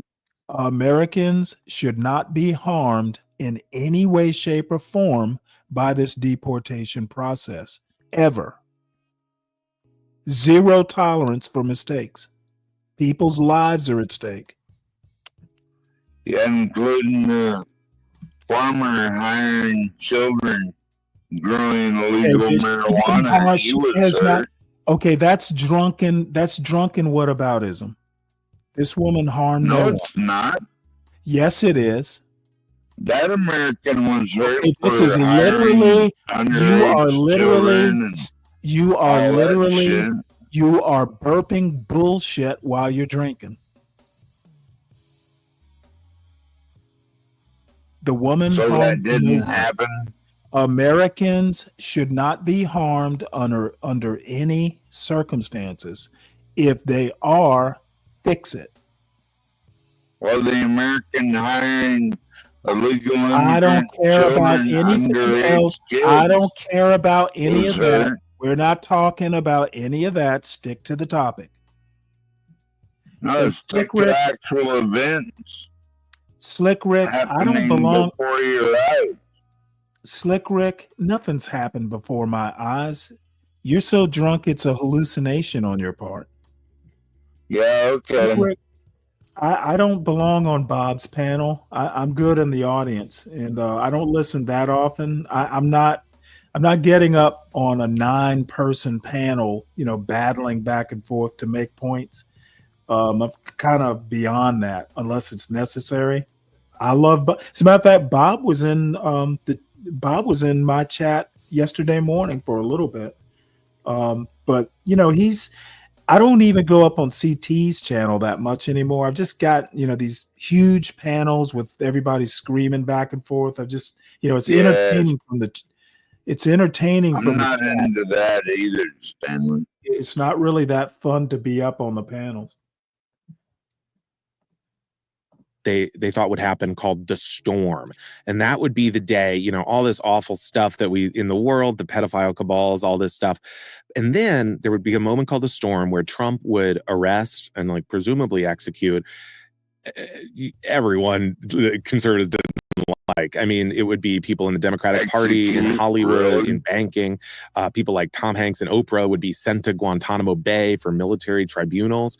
And so then after that, for everyone left behind, life would be pretty sweet. They believed that this cabal was responsible for all the evil in the world, all the wars. It was holding back all the cures for all the diseases.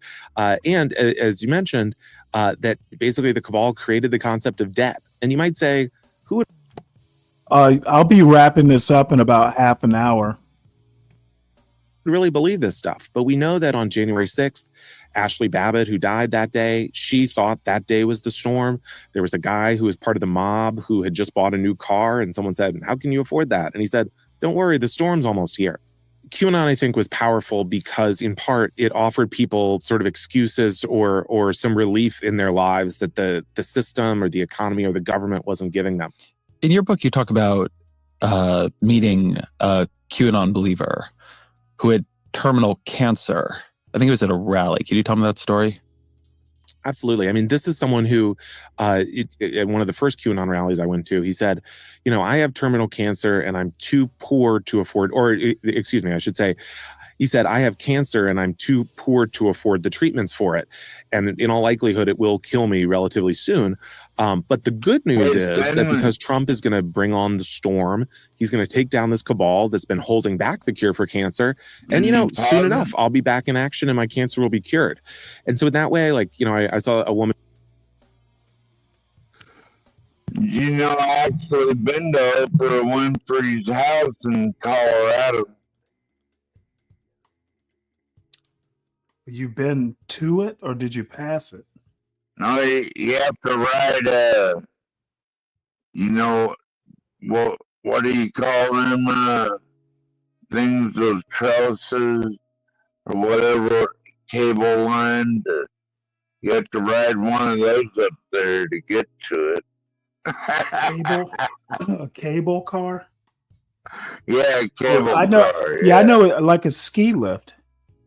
Yeah. Or there you go. Or is it a ski lift or a tram or something?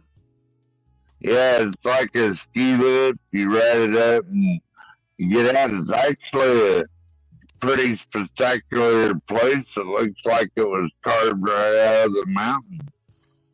You got this big medieval gate up there, and shit like that. Yeah, must be nice. Who said, my child has an intellectual disability. He's getting mistreated in school, but the cabal is holding back the cure for autism and Trump's going to find it. And so it really reached into people's hearts, it really in places where they were most vulnerable and offered them something. When you met these people, if I ask you what were they like, I mean, they're different people, but what were they like? Yeah, I mean, I think what would surprise people about QAnon believers is that I think we're used to the Q shaman, the guy in the paint and the horns, or like the January 6th mob, and these people who just look like lunatics. But often they were otherwise totally normal people and very affable. They were totally happy to talk with me about QAnon. I mean, there was a woman I interviewed before the riot really started at January 6th who was totally nice and said, well, I'm here in DC for January 6th. And also I'll be going up to Comet Ping Pong to see the underground child tunnels that I believe exist there. She's a very nice person. And then she went and caught a criminal charge for her role in the riot. So there was a way that these people they exist in the world, they have jobs, but they also just have this, and frankly, a sort of derangement, or they exist in another reality. At its peak, how big was QAnon? How many people are we talking about believing in some version of this conspiracy? So there has been some polling on this, and one that struck out to me was a 2021 poll by PRRI, which found that 16% of people, of Americans, believe that there is a sort of a pedophile cabal that runs the world, and 22% believe that the storm is coming. That is a huge number of people. Well, when you hear polls like that, how literally do you take them? Because I sometimes wonder about being called by a pollster, just like as a random person, like, do you believe there's a satanic pedophile cult running the world? And like, yeah, I don't really want to be talking to this person. Sure, I believe, I never know if I should really believe that almost 1 out of 5 of the people I met believed that in a real way, or they're signaling or having fun or not thinking about it. Yeah, I think in my head, I kind of subtract a couple points from the higher numbers and say perhaps, these are people who, what does the storm mean to them? Or maybe they're liberals who believe that Donald Trump runs the pedophile cabal and that don't really fit into the QAnon framework. But I do think, really rigorous, things that have said, are you a QAnon believer, have found, a couple percentage points of people. So QAnon begins on very esoteric online message boards. It migrates to social media, but for a while, we're mostly talking about random people on the internet stumbling on this thing and getting involved in this strange subculture. But tell me about the way it begins to get picked up by influential people, notable people in the MAGA or sort of right-wing influencer movement. Sure. I mean, it is the the power of QAnon, I think, is that it grew from such a small point. A couple posts on 4chan that people initially were saying, this is ridiculous. Even the people there discounted them. But then because I think it reached sort of an emotional resonance with people, it starts growing. As you said, it gets on YouTube where someone like Roseanne Barr or the former baseball player Kurt Schilling picks it up. And from there, it keeps growing. You have people, picking up the ideas. Alex Jones at InfoWars, who's obviously a huge vector and a kind of a crossover moment between conspiracy theorists and the broader MAGA movement. He starts getting into it. He starts interviewing like the QAnon experts who are talking about how great it is. So QAnon is bubbling, and it gets a big boost in 2019 from the death of Jeffrey Epstein. But then it really, with the pandemic, you can look at it and you can see all of these conditions that would lead a conspiracy theory to get really big. People are at home a lot more, so they have more time on the internet. People are understandably very frustrated with the state of the world, and they want answers. And one of the things that is offering answers is the world of QAnon. The pandemic is a moment, the writer Anna Merlin has called this conspiracy singularity, that things begin to cohere into one overwhelming set of ideas. And as you said, I mean, the elites, the government is reaching into your life in a particular way that in a direct way that it probably was not in the past. Your kid's school is closed. You may have lost your job or you have to wear a mask. And so in this way, I think it bred a lot of anger at the government and elites. And people say, and then QAnon says, well, that Dr. Fauci guy, he's just not maybe a busybody to you. He's actually part of a very sinister group. And this isn't just kind of a thing that happened to us that we all have to live through. There are these specific people who caused it, and we can go get them. One thing that began happening with QAnon is that not just influencers, but Donald Trump himself began sending signals that he was hearing them, that maybe he agreed with them, that maybe this was true. How would you describe that relationship between Trump himself and QAnon? Sure. So for QAnon believers, acknowledgement from Trump is like the most important thing, because they're in their lives and people are saying, this thing you believe is so dumb. How could you believe that? And then but it's all based around Trump. So if Trump said it's real, then they're confirmed. And so initially they were saying, oh, he used the number 17 or he waved his hand like a Q. They were so desperate for this. And so he started getting asked about this in the 2020 election, and people would say, well, what an interviewer would say, what do you think about QAnon? These are the people who think you're after the pedophile cabal. And, isn't that ridiculous? And he would say, I do know they are very much against pedophilia. They fight it very hard, but I know nothing about it. And, just from QAnon believers I talked to, that really improved their faith in QAnon and helped them continue holding on to it for a while. And then you also have Trump associates like Kash Patel, who in the case of True Social, Trump's social network, when it was launching, Kash Patel said, I think people are having fun with Q. And I think also that, I don't really follow him. We try to incorporate it into our overall messaging scheme to capture audiences, because whoever that person is has certainly captured a widespread breadth of the MAGA and the America First movement. Basically says, I want this to be a home for things like QAnon. So the promise of QAnon in this whole period is there will eventually be the storm. A lot of what you're seeing happening in the Trump administration, a lot of the flailing around, a lot of the apparent chaos. Behind it, there is a plan. Trust the plan is one of the big watch terms of QAnon. Then you have the 2020 election. Donald Trump loses. His own conspiracy theory about whether he lost, but he loses. There is no storm. January 6th happens. People are arrested for it. They do storm the Capitol, but they do not take over the government. What happens to QAnon after that? Right. So this is the biggest challenge for QAnon. I mean, the entire point of QAnon was the only way we can take on the pedophile cabal is if Donald Trump is elected. That's why the military recruited them, they believe, and then he loses. And so January 6th was sort of, a lot of people had pinned their hopes on that being the storm, and then it didn't happen. And so then they kept thinking, well, maybe all these troops are in D.C. for the inauguration to arrest Biden. And that didn't happen. And I talked to a QAnon believer the day of the inauguration who said, I threw up. I was so upset that suddenly, as Biden put his hand on the Bible, it became clear to me that this wasn't going to happen. And so QAnon kind of stumbles along there. Q comes out and basically says, stop talking about Q. Keep talking about the cabal. stop talking about Q so much, essentially because people have realized that we're lunatics if you talk about Q or where we go on, we go all our slogans. But keep the ideas going. And so from there, QAnon sort of gets subsumed in a way into the broader Republican Party. We can think about Marjorie Taylor Greene, who is a hardcore QAnon believer at the time. I mean, I've looked at her posts. I mean, she wasn't someone who just posted Q a couple times. She was like deep in it. And so now, you know, she's one of the most prominent members of the House. She's a huge fundraiser. So a lot of these people, they kind of take off the QAnon outfit, but they still keep thinking in that way. So you mentioned a few minutes ago that during this period, 2019, Jeffrey Epstein. Yes. Yeah, MTG is kind of a nut too. She's like an AOC version of the right. You know what I'm talking about? No, she's not an AOC version of the right. Yeah, she is. I don't know. You know what? You know what? I think you are probably closer to Marjorie Taylor Greene than AOC is.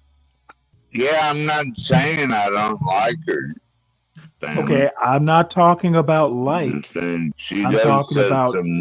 talking about nuts. AOC is nowhere near as nutty as Marjorie Taylor Greene. Okay, I'm afraid you are wrong. Okay, you can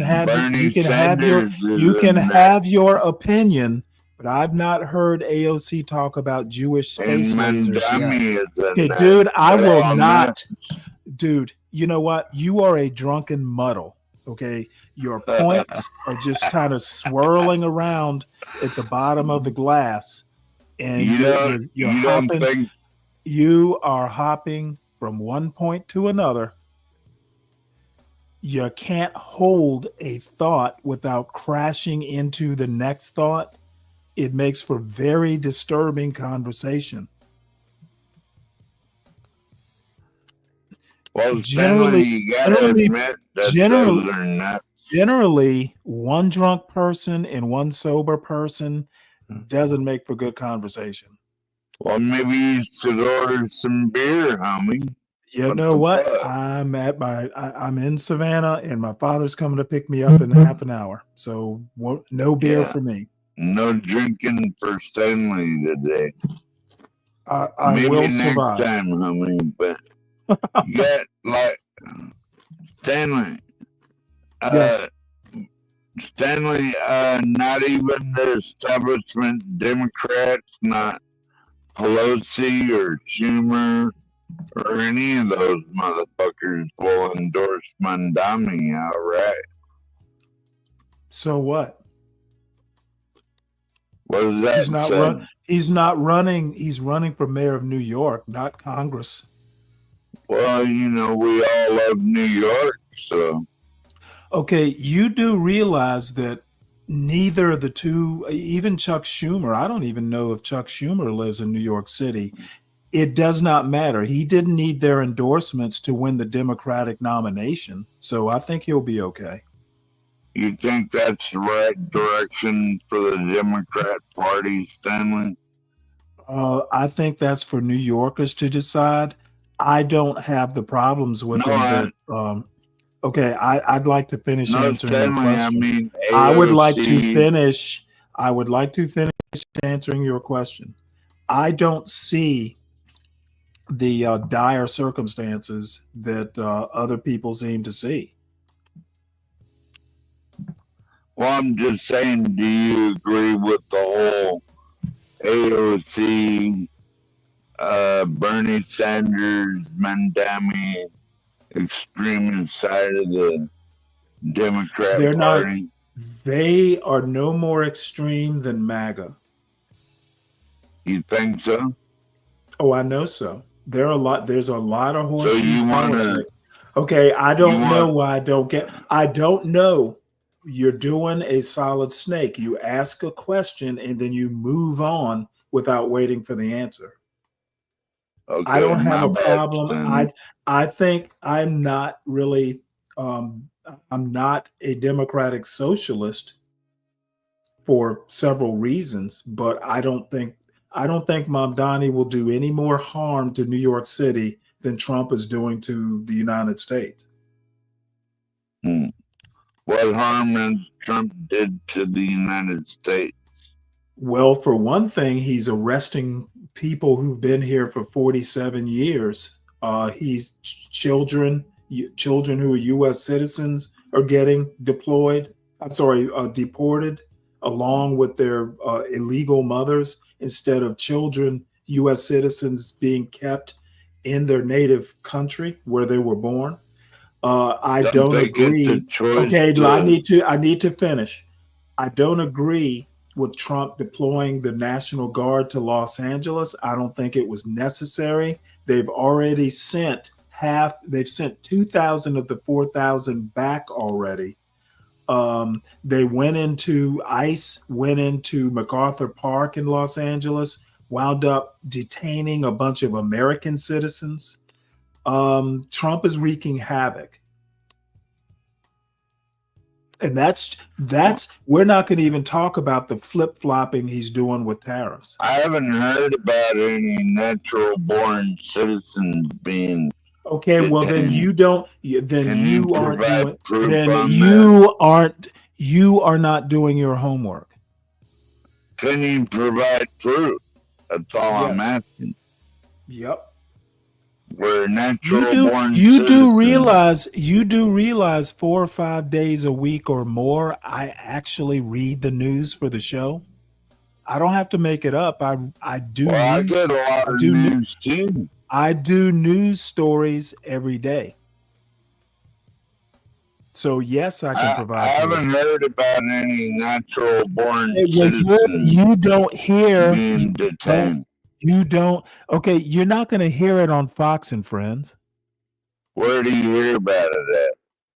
New York Times, Washington Post, and Ground News probably. If I go look. Natural born citizens being detained.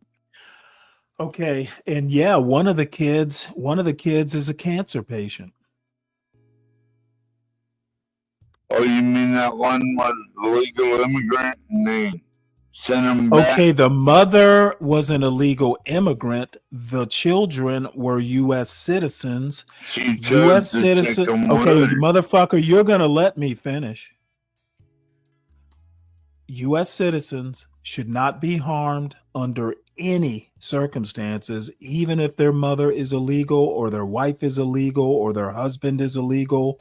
U.S. citizens should suffer zero harm in this deportation process. If you have to make an exception to not hurt the American citizen, do it. So where all the natural born citizens being locked I don't up care about in? any. I don't care about any. You can't prove it. If exceptions need to be made, make them. I think every non-natural born citizen should become under scrutinization with all these. Who gives a fuck what you think? Who cares what you think? I need you to address my point, which is under no gonna wear do-rag, Stanley?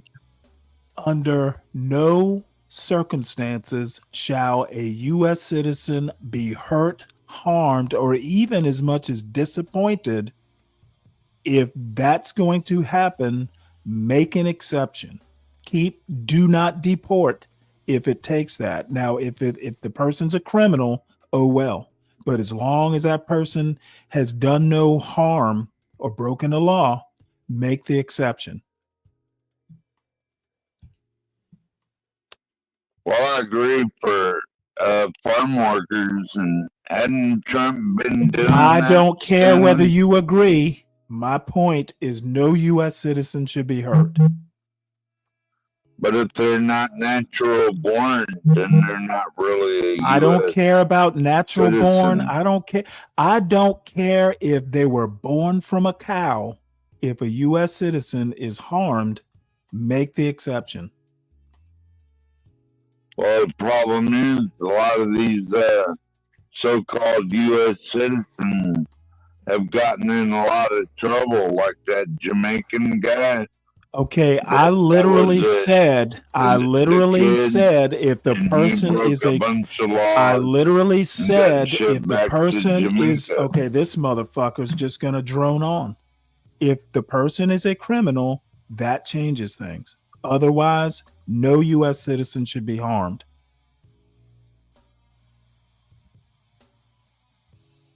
Well, none of the ones I know are. Well, 12th man, you get all your, you get all your news from Fox and Friends, so you don't know much. I know actual people that I don't give a shit who you know. That's anecdotal. No one's talking about shipping my therapist back to Slovakia. Okay, why, you know, I asked Ryan the other day, why do you have to put yourself in the middle of every news story? Is it a white thing? Do white people need to be at the center of everything? Why now you're mad because my therapist? Oh, I'm not mad. I'm not. Oh, dude, you think I'm mad?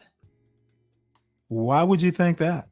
I don't care enough to be mad. I'm just curious why, when I'm talking about something totally different, you have to tell me about your therapist. Yeah, she's like a priest. I don't care about your therapist. It has nothing to do with what I'm talking about. Well, stop putting your. Why do you and your therapist have to be in the middle of me talking about U.S. citizens being harmed? Maybe your 90-year-old Cuban woman was. I don't care about that. What does a 90-year-old Cuban woman have to do with my point? Well, you talking about that old ass woman a while ago. But you're mad about. You know what? This is my big disappointment. All these white males up here wanting to come up here all drunk and shit, talking bullshit, can't hold their own in any form of a higher level conversation, but yet they want to talk about all the crime in the hood. Dude, you can barely hold two thoughts in your head at one time or connect two thoughts together for relevance, but you want to worry about what's going on in the hood? Disappointing. I don't give a fuck what's going on in the hood. I don't live there, motherfucker. Bottom line is you're having trouble. You're having trouble holding two thoughts together. They keep crashing into each other. Is that what you think? Oh, no. Dude, I'm stone cold sober and you're 3 sheets to the wind. Are you sure you're thinking? I'm not 3 sheets to the wind. Only dude, two, you are drunker than the beer can that's holding the beer. You're a funny motherfucker, Stanley. Yep, that I am. I'd have cooked your ass in the Navy. So, and you would have been buried under the brig.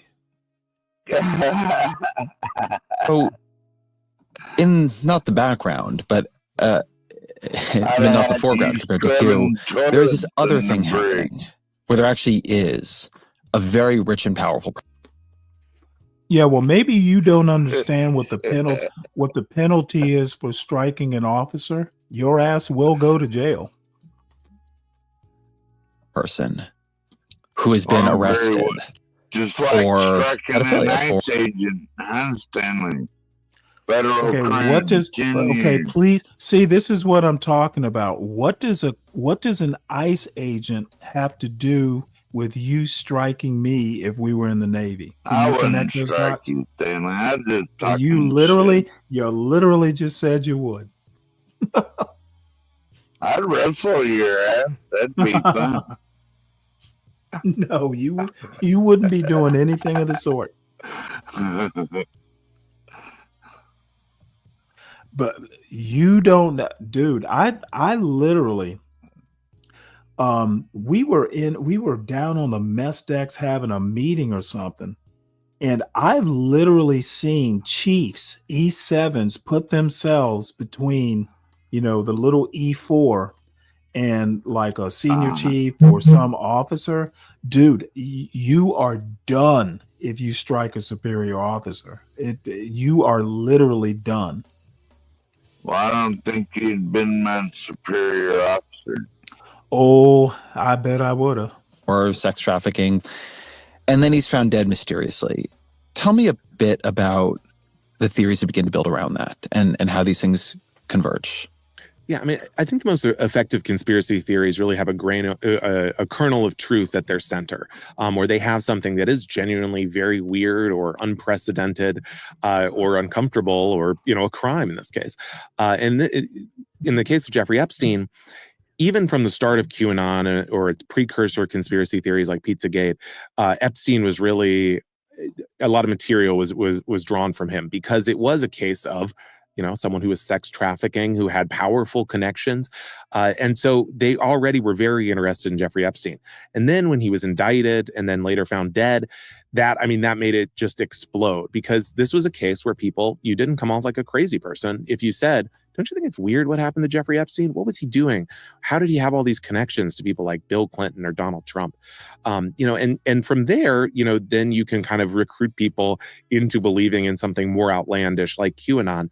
And so really, I would say Epstein's death, even before the pandemic, was really a huge crossover moment for QAnon in terms of getting new recruits, because people really were legitimately unsettled by it. So David French, my colleague, had this good line where he called the Jeffrey Epstein theories the thinking man's QAnon.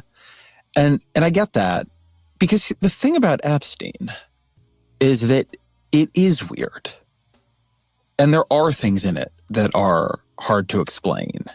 And there are things here that really happened, right? This was not a bunch of cryptic, Delphic writings on an internet message board. So maybe let's start this section this way. If you were trying to explain the Jeffrey Epstein story, not any conspiracies, just the story, to somebody who didn't really know anything about it, how would you do it?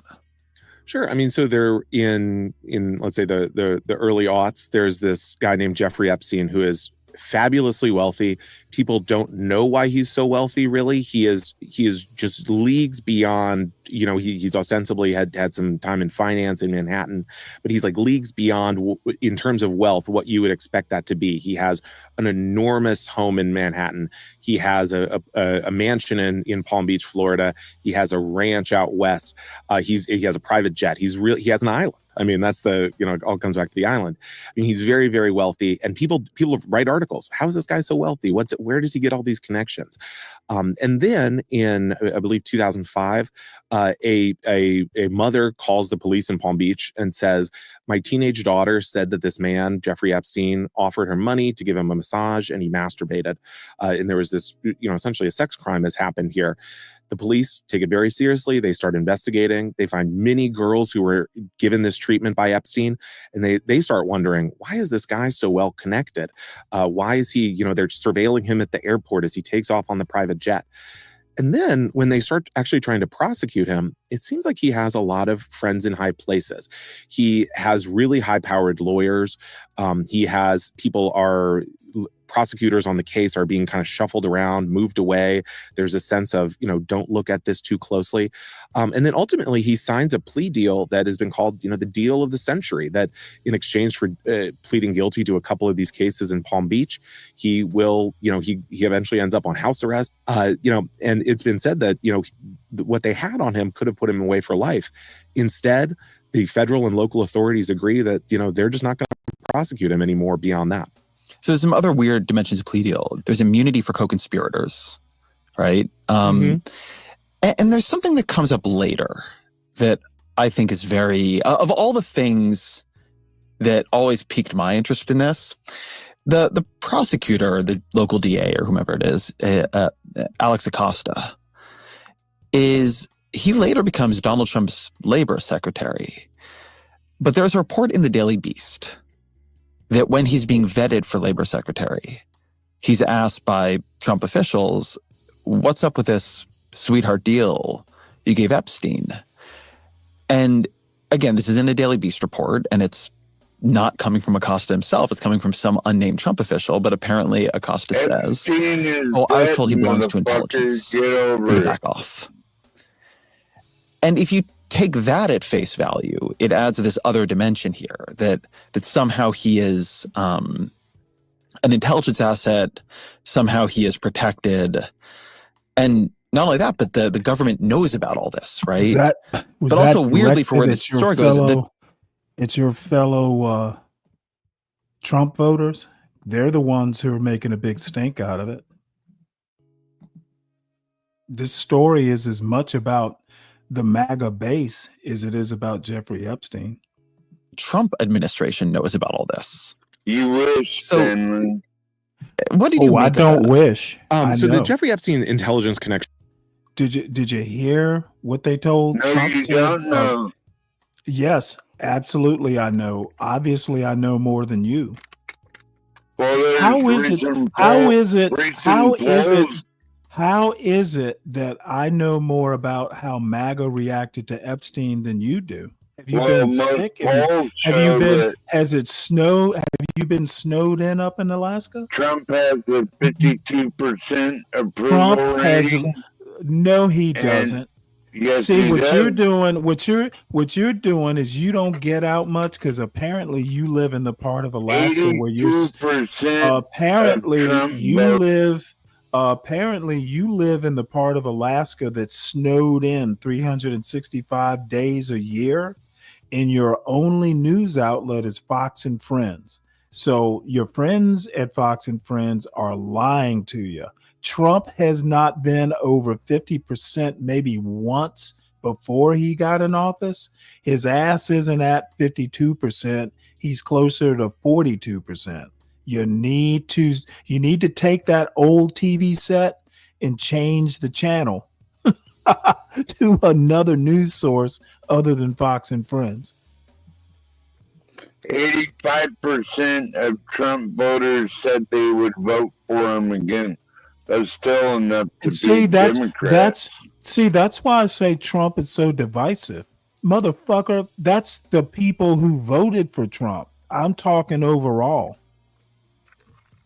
Yeah, I'm talking overall people who No, voted you're not for talking Trump. overall. What you're doing, 85% of Trump what you're doing is would vote that for him MAGA again. that MAGA swamp has you stuck up to your knees in the quicksand. Yeah. Good luck in the midterm, Stanley. Hey, I don't give a fuck. Democrats Hey, polling terribly. I hope MAGA takes more seats, and I hope they get real overconfident. I hope they get real overconfident like they are now and fuck up so bad that there's no way that MAGA will go the way of MAGA's going to get so overconfident that they're going to go the way of the Tea Party. And you know what? I'm going to say, I told you so. I've been saying I told you so a lot over the last month, but I have a feeling I'm going to be saying a lot of I told you so's between now and the end of this year. No, you're not. Oh, I think I am. And then Look at the MAGA tail wagging the president of the United States, and this motherfucker is up. This motherfucker is up overnight writing like 5-paragraph truths, trying to get the MAGA base to heal. They're nipping at his ankles, his fat little ankles. Yeah, well, you're gonna watch and lose. It's really interesting because it kind of flares up. You might wonder, it ties into a lot of the mystery about him because you say, why is this guy so wealthy? Why does he have all these locations? Why does he have all these really high-powered connections? Why does he seem to sort of move through the world with ease, inexplicably? And so people start to wonder, that intelligence remark in the Daily Beast report has really been scrutinized. People start to wonder, is this guy running like a honeypot? Does he blackmail powerful people? Do they, let's say, and this is pure conjecture, do they come to the island and he plies them with underage girls or adult women? And does he videotape them perhaps and then use that as blackmail material?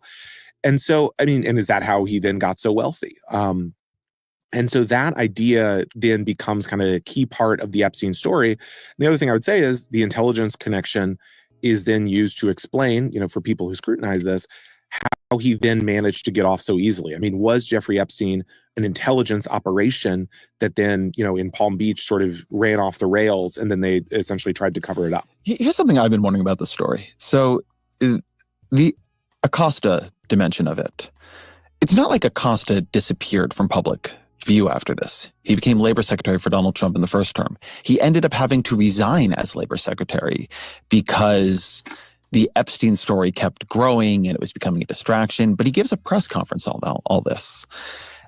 And obviously, if somebody told him Epstein was an intelligence source, it would probably be helpful to Acosta or helpful to the rest of us if he would say, well, here's who told me that. But Acosta hasn't, to my knowledge, he doesn't really admit this ever having happened. Maybe it never happened, right? Maybe this initial Daily Beast report, which is all unnamed, maybe that's the thing that's untrustworthy. But what do you actually substantively make of it? Like, what is your hypothesis of what we should think about that comment? Like, Acosta just got named to the board of directors of Newsmax. Like, he exists out there in the world. People can ask him questions. Yeah, that is a great question. You would think that in the way that this sort of imploded his career or has haunted him forever, this plea deal, why doesn't he come out and say, well, basically, I was told by the head of this intelligence agency to leave it alone, and so it's not really my fault. But as you said, he hasn't vanished. He's certainly not talking about it. I think, there are a lot of weird intelligence connections. Ghislaine Maxwell, who was sort of Epstein's friend and lieutenant, her dad had a ton of intelligence connections and was involved in sort of various intelligence operations. Blah, blah, blah, blah. I think part of the challenge is, and part of why this story is so interesting to people, is because unless these secret files come out that may or may not exist, it's really unknowable. Another dimension of the Epstein story, you mentioned his wealth is a bit mysterious for what he appeared to be doing. He was sort of maybe a money manager to some degree, maybe offering tax and estate planning advice, but he seems richer than I should have been able to offer him. But the other thing is, he also seems better connected than that should have been able to offer him. Again, one thing that I think is somewhat complicated for this whole, the way this... Tulsi Gabbard won't have a job by the end of August. She'll be gone. Oh, really? She just turned over evidence of Obama committing treason. I don't think she's going anywhere. You know what? Tulsi Gabbard, basically, you'll believe anything, won't you? Well, I guarantee you, Pam You actually believe that Tulsi Gabbard has Obama cold on treason, right? Mm-hmm. Obama, go ahead, say it. Go ahead, say it. Obama's going to jail. Obama is going to jail. I can read you the actual text. Hey, don't strain yourself there, bub. Obama is going nowhere. Tulsi Gabbard. Now, I'm not gonna bet money, but I'd be surprised if she has a job in a month. Yeah, that's why you don't have one. Dude, I have not heard from Tulsi Gabbard ever since she pissed Trump off. What did Trump say? He said something like that. You don't pay attention. Okay, dude, I pay close attention. That's why I know. All I know is that apparently you and Tulsi talk every night, whisper whispering sweet nothings long distance, and she will have time. She will have more time for you at the end of August. I guarantee. Guaranteed she She's pays gonna. attention to me. Tulsi Gabbard is gonna be there helping you winterize the place because she's gonna have a lot of time on her hands. Already winter begins to evolve, or the way that the ideas around it begin to evolve, is somebody who was very well Tulsi's connected gonna to be there to put her was Donald special Trump, touch. and somebody who appeared to have known early on that Epstein liked young women was Donald Trump. Tell me about the Donald Trump-Epstein relationship. Yeah, so I mean, Donald Trump was friends with Epstein for a long time. I mean, there's a video of them. They're kind of on the side of a dance floor, and they're sort of whispering to each other. They sort of seem to be saying, you know, she's hot. You know, maybe I'll ask her to dance later. And then there's this quote Trump gave for a profile of Epstein. One of these profiles that's saying, how is this guy? This guy seems to be a billionaire. No one can explain his wealth. Then Trump says, you know, many people say Jeffrey Epstein, and I'm paraphrasing here, but people say Jeffrey Epstein likes young women, you know, maybe even more than me. I mean, very young. I'm going to give the whole quote here. He says, this is New York Magazine in 2002. Trump says, I've known Jeff for 15 years. Terrific guy. He's a lot of fun to be with. It is even said that he likes beautiful women as much as I do. And many of them are on the younger side. No doubt about it. Jeffrey enjoys his social life. It's a little odd. A couple of it is. I mean, it kind of, you think back to, you know, how people would talk about Harvey Weinstein before Me Too. And it's kind of this weird, like, open secret that people will nod to. But how does, I guess one question I have as this begins to merge all together, and Trump, the savior of QAnon, the scourge of pedophilic elites, but maybe the only person on record as early as 2002 saying that he knows Jeffrey Epstein has a thing for young women. That doesn't seem like a guy you would put your trust in to be outside of this and your savior from it. That seems like a guy who might be part of this thing, whatever it is. Well, you know, Ezra, you've got to think about this like QAnon. I mean, this makes Trump the perfect guy to take it all down. In their case, you're right. I am going to say one thing. These guys are stretching this like razor thin. You know what? To use an old phrase from back in when Trump was campaigning back in 2016, this is locker room talk. These guys are fucking acting like, you know, they're the hall monitors here. I think they're milking this a bit. Right. I mean, it is kind of crazy. Their rationalization is that, let's say we look at this video of Trump hanging out with Epstein. Well, perhaps he was going inside, you know, he was looking inside Epstein's operation to bring it down from the inside. Or you say, well, why would he pick Alex Acosta, the guy involved in this nice plea deal Epstein got? Why would he make him the head of the Labor Department, which has a ton of oversight over human trafficking? Well, Trump was maybe trying to bring attention to the plea deal and to get it overturned by elevating Acosta's profile. That's how they see it. We know Trump is subtle, if nothing else. He does things through misdirection and symbolism. But I want to stay on what's strange about Epstein for a couple of minutes. So Epstein is really well connected. He is friendly, not just with Donald Trump. He is friendly with Bill Gates. He's friendly with Bill Clinton. He hosts these dinners for scientists and innovators, right? He has lots of friends who are very, very rich. And so the idea that begins to emerge, as I understand it, is that Epstein is running something like what we would now describe as like the Diddy parties, but for the most powerful people in society, right? That he on his island is flying back and forth with the most powerful and most wealthy people in the world for these pedophilic orgies. And that it is in the union of these two things that the cabal like begins to take a shape. That Epstein knew everybody. He knew what they had done. Maybe he's doing it in part for blackmail, for intelligence reasons. Maybe just he has the files on them.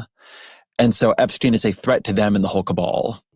And when he begins to get brought down, now this whole thing is endangered. And the fact that he ends up dead in a cell, reportedly by suicide, begins to look to people very fishy, right? Is that basically the structure of the theory here? That is the crux of it. The idea that he finally has this federal case in which he could potentially flip, or, maybe all of this evidence will at minimum come out at trial, that someone perhaps either he's killed in his cell, or someone, which I think is maybe more believable, that someone says, hey, Jeffrey, we're going to create the circumstances for you to take things into your own hands. That is sort of the Epstein story summed up. So I want to hold on that last bit, because again, this is where there are things that are weird. Epstein has already tried to kill himself in prison. It has been the psychologist or the person in charge of mental health said, this guy should not be allowed in a cell by himself. He's a suicide risk. He is left in a cell by himself. There's irregularities around which cameras are on and off and whether or not they're working, irregularities around whether or not the guards are watching or not watching. And on the one hand, I think that if you don't believe DMVs are run well, you should not believe prisons are run well. I think all evidence we have about prisons is they're run, in fact, terribly. And on the other hand, for such a high-value prisoner who there's a lot of interest in, it's strange. Like, I get why people think it's strange. I think it is strange. You're somebody who studies conspiracy theories that typically I think you don't believe. Where do you fall on this? Like, what do you think here? Yeah, I mean, if I can get a little kind of wild and woolly with it, I mean, this is one that I'm quite suspicious of. I think, as you said, I mean, I'm used to really kind of going through the guts of conspiracy theories and saying, well, I think we can chalk that up to sort of human incompetence or just sort of a coincidence. But in this case, I think there's a lot of smoke. I mean, I don't think we've seen anything that really what you described as sort of like the mainline Jeffrey Epstein conspiracy theory, I don't think has been substantiated in a lot of ways. But I think also there is a lot of weirdness. And I think we're at risk of discrediting ourselves with the general public if as media or, the government or whatever, in terms of people who look into this, if you just say, nope, he killed himself, case closed, there's nothing weird here. I think I want to, just like to be fair to the other side of this, try to give my best version of how you would explain most of this away and see what you think of it. So Epstein seems to have been very, very good at ingratiating himself with very rich people, something in between a money manager and a con man, and that he was living sort of beyond his actual means. But at the end of the day, when people captured him and he was put in prison, the Epstein estate was not actually that large. So it's not like he was sitting on billions of dollars. So maybe you can explain that as con man work. The fact that all these rich people know each other and fly in planes together is just kind of what their networks look like. And that, yes, Epstein was a pedophile. And he, working with Maxwell, did groom young women and assault them. And that he was just kind of doing that himself. And there isn't that much evidence. I mean, there's, smoke around Prince Andrew, but we don't really know what was going on there. And maybe this looks really weird. And there's not that much there. The weird truth of this is that there's not all that much important order behind it. That's the best account I can give in which there's not much there. What do you think of that? I think that's very possible. I mean, I think there are, when I look at conspiracy theories, there are often cases where I say, maybe this guy has weird art you don't like. Maybe he made a couple off-color remarks. But it's very possible that, then you're making it a jump to that this guy is, running a child sex dungeon or what have you. There's kind of a logical leap there. And I think it's very possible that, Jeffrey Epstein was a guy with a lot of powerful friends who was incidentally a pedophile, and that these powerful people were not involved with that aspect of his life. And maybe he got this sweetheart plea deal because he was just a rich guy in Palm Beach and they wanted to move on with it and sort of cover it up. Or, alternately, maybe there was this whole intelligence aspect to it. So I think that sort of question about, it could go either way, I think it is why, in part, there's so much pressure for the release of whatever the government can release.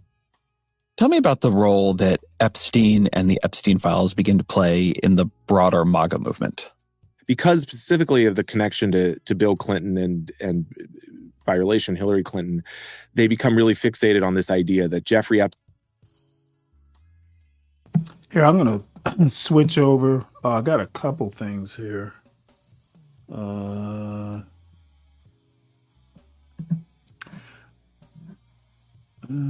take it this is the story that you're babbling about. Oh, 12th man is gone. Yeah, Gabbard claims Obama officials manufactured intelligence of 2016 Russian election interference. It'll go nowhere. Not really that concerned. Nothing in here does it say anything about Obama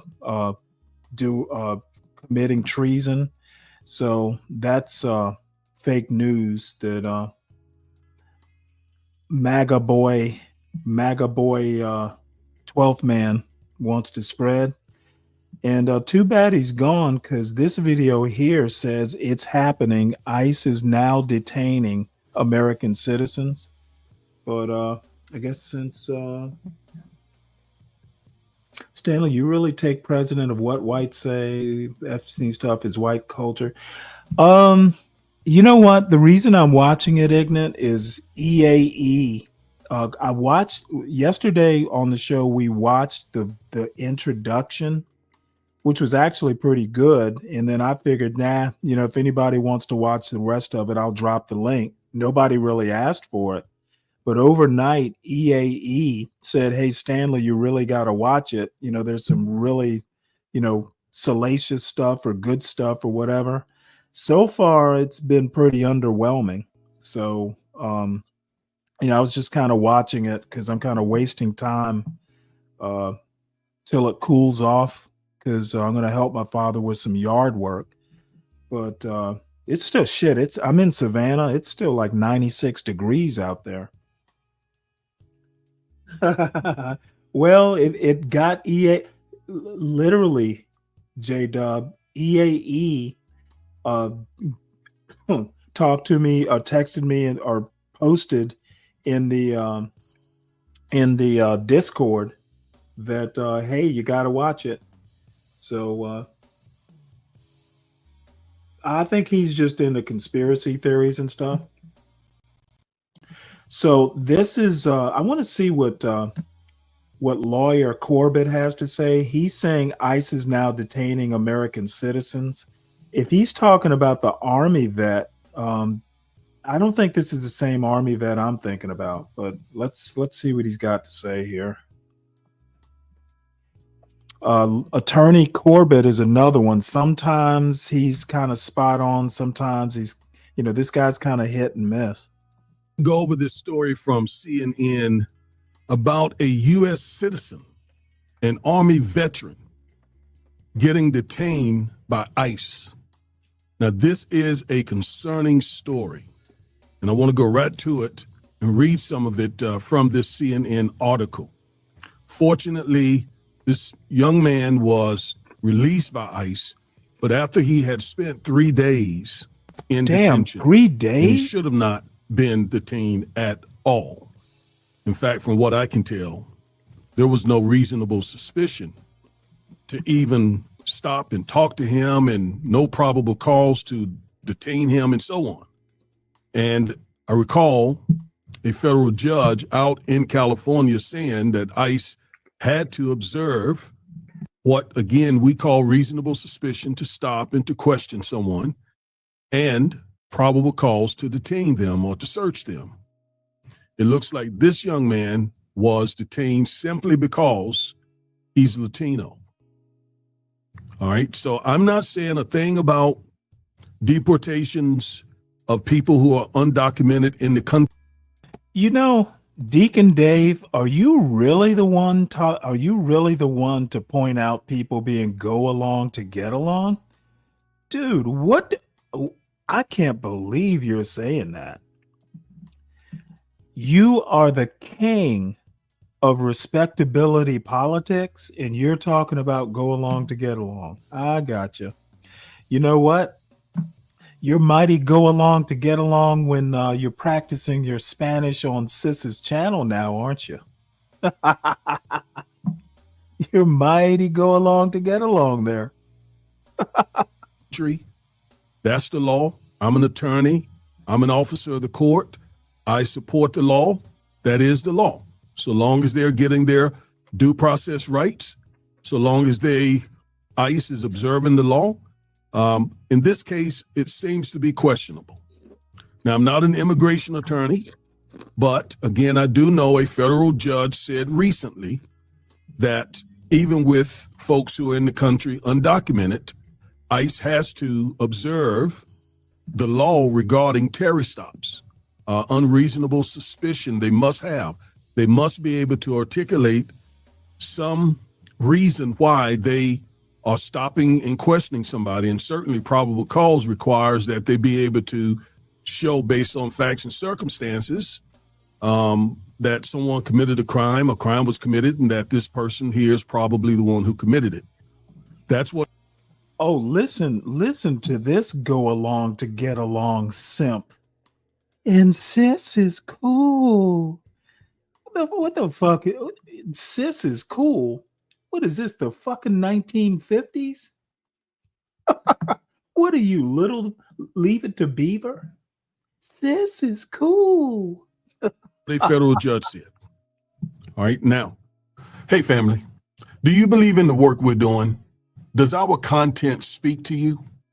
Do you appreciate our in-depth legal analysis and political commentary from an African-American perspective? Do you believe it matters to our community?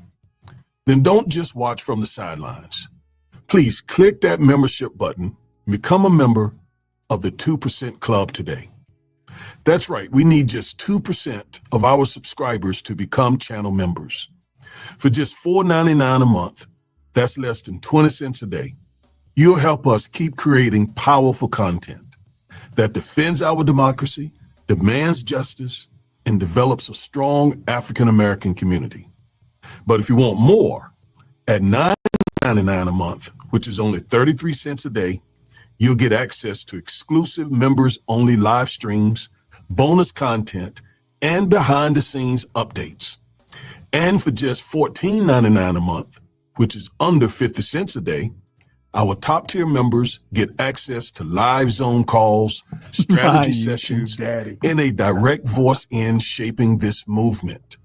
We're not just building a YouTube channel.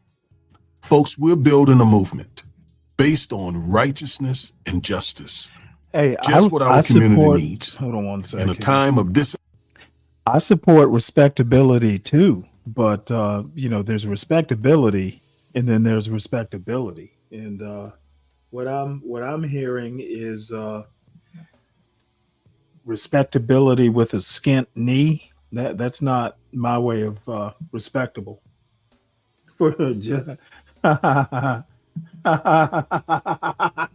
Oh, humble president. Oh, that is sweet. That is funny. That is funny. Information oh boy, and division. You know what? So if you believe in what we're doing, click the membership button and join now. Become a member of the 2% Club today. Let's build something powerful together. I don't know that any of that occurred in this situation. This says a U.S. citizen and Army veteran was detained at an immigration raid and held for 3 days. His family scrambled to find him. So let's read some of this. George Ritas, I think that's how you pronounce his name. If I'm wrong, please forgive me. George Ritas, a 25-year-old Army veteran and father of two, had been planning his 3-year-old daughter's Minnie Mouse birthday party at the park for weeks. He would get her an inflatable bounce house, invite the whole family, and shower her with gifts and treats. She was excited for the fun party, and he was excited to see the smile on her face, he said. Those plans fell apart last week when Ritas, a U.S. citizen, was detained by federal immigration agents during an immigration raid and protests at a legal Southern California marijuana farm where he worked. Left injured and burned from pepper spray and tear gas, Ritez was detained for 3 days without explanation, he said. His wife, who couldn't reach him during his detention, was scrambling to find out where her husband had been taken. And Ritez missed the party he and his toddler had been dreaming about.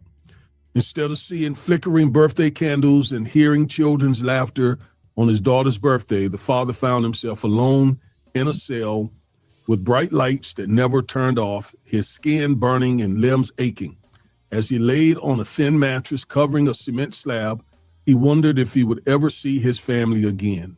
Man, this is something. That's why I said this story is concerning. It goes on to say, all I wanted was to be there for my daughter's birthday. I was so excited to watch her turn 3 and just enjoy her day and just watch her be happy for her day. Ritez told CNN, and it sucked not being there.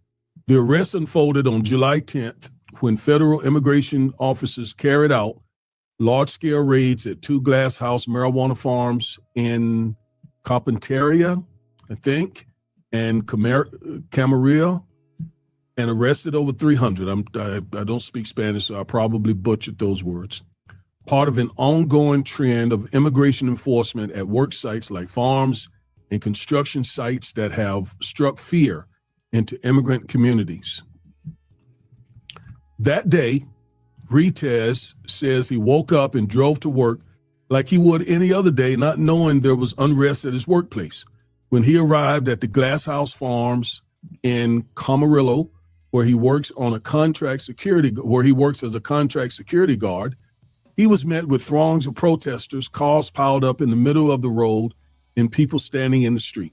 He made his way through the crowd and was confronted by a barricade of agents blocking anyone from going into Glass House, he recounted. The Department of Homeland Security said Immigration Customs Enforcement and U.S. Customs and Border Protection officers were executing warrants at the marijuana grow sites and were met with hundreds of protesters. He got out of his car and walked up to the agents to let them know he's an American citizen who's just trying to get to work. I didn't think it was going to be a problem for me to go to work, as long as I identified myself and let them know what I was trying to do, he said. The agents refused to listen to him, Ritez said, so he returned to his car. That's when he says the situation escalated. The agents surrounded his car and started yelling conflicting orders to get out of his car, reverse and park his car, according to the father. Ritez then reversed, trying to leave the tense scene, he said. Agents continued yelling, banged on his window, and pulled on his door, trying to get it open, he said. The uniformed federal agents eventually threw what appeared to be tear gas into the crowd of protesters, which blurred Ritez's vision and made him choke. I'm trying to leave. I'm trying to get out of here, Ritez said. He told agents in between gasping breaths. At that moment, one agent shattered his driver's side window and another sprayed pepper spray in his face, Ritez said, recalling feeling a piece of glass from the window cut his leg. Then they dragged him out of the car and threw him on the ground, pinning him down, he said. So this just sounds bad. I mean, this is a U.S. citizen and an Army veteran. Sounds like a good guy. I don't know. It doesn't sound like some sort of gang member or someone in the country legally and so forth. And why he was treated this way is just inexplicable, you know. I had one agent kneeling on my back and another one kneeling on my neck, said Ritez, who noted he had neck and back injuries from his 4-year Army service. And the guy served the country. Ritez recalled telling officers he couldn't breathe because of the pepper spray and tear gas, but he said they proceeded to put him in handcuffs and dragged him away without explaining what he was arrested for. The Department of Homeland Security would later accuse Ritez of assault, an allegation he vehemently denies. So, look, I've been practicing law for many years. I've represented many people who've been accused of assaulting law enforcement officers, and it is not uncommon for the law enforcement officer to rough up, assault my client or the defendant and then accuse him of assaulting them. I don't know that happened here, but I have seen that more than one occasion. All right. We do know that Ritez is innocent of all charges until he's proven guilty, but I don't even believe in this case he has been charged with the assault. That may be forthcoming, but he's still presumed innocent if that does happen. Ritez became one of a number of U.S. citizens and legal permanent residents detained or arrested in the tense raids amid the Trump administration's immigration crackdown, with some arrested without explanation and with no way to contact their families, immigrant advocacy groups say. Shows of force and clashes between immigration officers and protesters at raid sites have become periodical occurrences in the Los Angeles area as more people oppose the federal government's immigration enforcement. So he says, they never told me anything. An EMT wrapped Ritez's leg wound in gauze before the father was escorted into an unmarked SUV and taken to an empty field where there were federal agents from several agencies, Ritez said. Agents took his fingerprints and photos, and when Ritez asked why he was detained, the agents wouldn't answer him, he recounted. They never told me anything. I sat there for hours asking them why I was here, why I'm being arrested, and no one could give me an answer, Ritez said. No one even knew who arrested me or why they arrested me. No one knew what was going to happen to me or who I was even going to go with. So this was just a terrifying and horrible experience for this young man. And after 3 days in detention, they did cut him loose and they allowed him to leave. With no explanation, with nothing, just bye, you're free to go. And again, he is a U.S. citizen and Army veteran. So he served the country. So you got to ask, just why was he detained in the first place? Did they think he was trying to interfere? Yeah, who in the audience can answer this question? Security guarded that. I don't know if he was in uniform or not. So there are a number of questions here. But the very fact that he is a U.S. citizen and an Army veteran says a lot. So, you know, it's their word against his word at this point. They said he assaulted an ICE agent. He vehemently denies that. I don't know. I have no idea. So we'll see if they later on file a charge against him for assault, which is a pretty serious offense. And as I've said in the past, I strongly recommend that you do not intentionally assault a federal agent. And I also strongly recommend that you don't interfere with federal agents or state law enforcement from doing their job. Again, I've been representing people for years and years and years. So be careful not to do that. If you're going to protest, protest. But do it in a very safe way. Do not do anything, again, to harm federal agents, to interfere with them, or to give them any reason to harm you. All right? So this story is very, very, very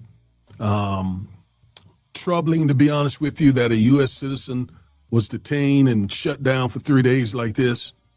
One has to just wonder, and this is what Justice Sotomayor and Justice Jackson have been warning us could happen, that the way things are going, none of our rights are protected.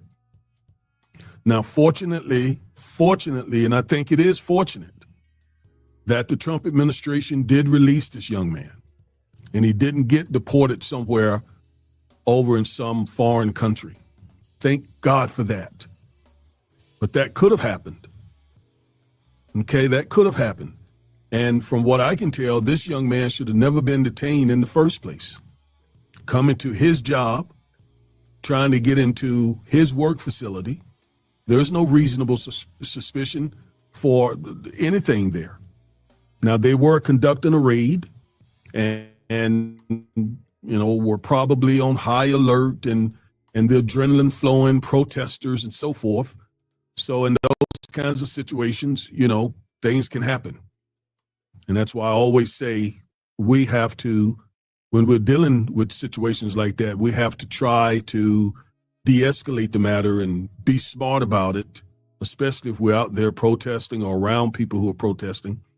And protesting is a protected activity by the First Amendment, so long as it is peaceful.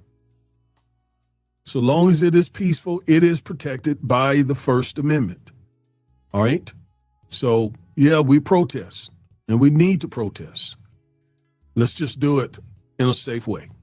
And let's not do anything to harm or hurt a federal agent or anyone else, because that is a really serious charge, really serious. I went over that in a previous video. I'm glad this young man made it home to his 3-year-old and his wife. I'm glad he's safe. I don't know what he's going to do from here. First of all, I presume he's going to have to wait to see if they bring this alleged assault charge. That's going to be the first thing, just to see if they follow up on that, or was that some subterfuge to try to intimidate him or something? I don't know, but I have certainly seen that happen. All right, so I wanted to bring you this troubling situation here with this young man. I really sincerely pray that everything turns out okay for him and his daughter and his wife and his family. All right. So, folks, when U.S. citizens are treated this way, we got to pay close attention to that. And by the way, we need to pay close attention also to how non-citizens are treated as well. All right. But especially U.S. citizens.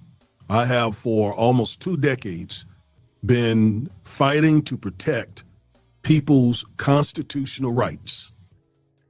And this young man, his constitutional rights, I don't know the circumstances. I weren't there, can't say, but I hope those officers observed reasonable suspicion and probable cause before they detained and arrested him. I hope they did that. All right, so I am Reverend and Civil Rights Attorney Augustus Corbett. Thank you for watching this video. And remember, stay woke.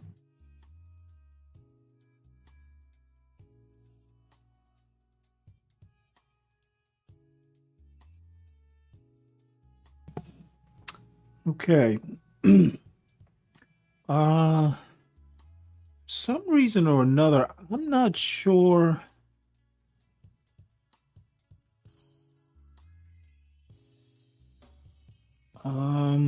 Let's see, this isn't fertility rate.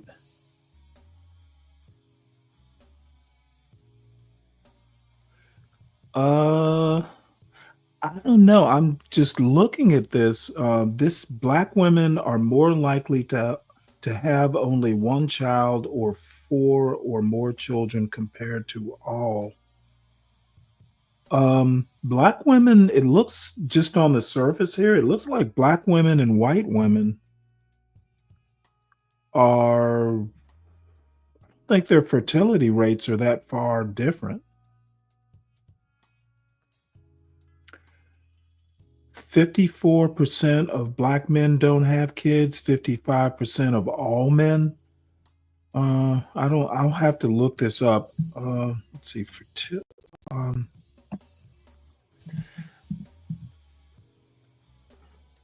see, Black versus white.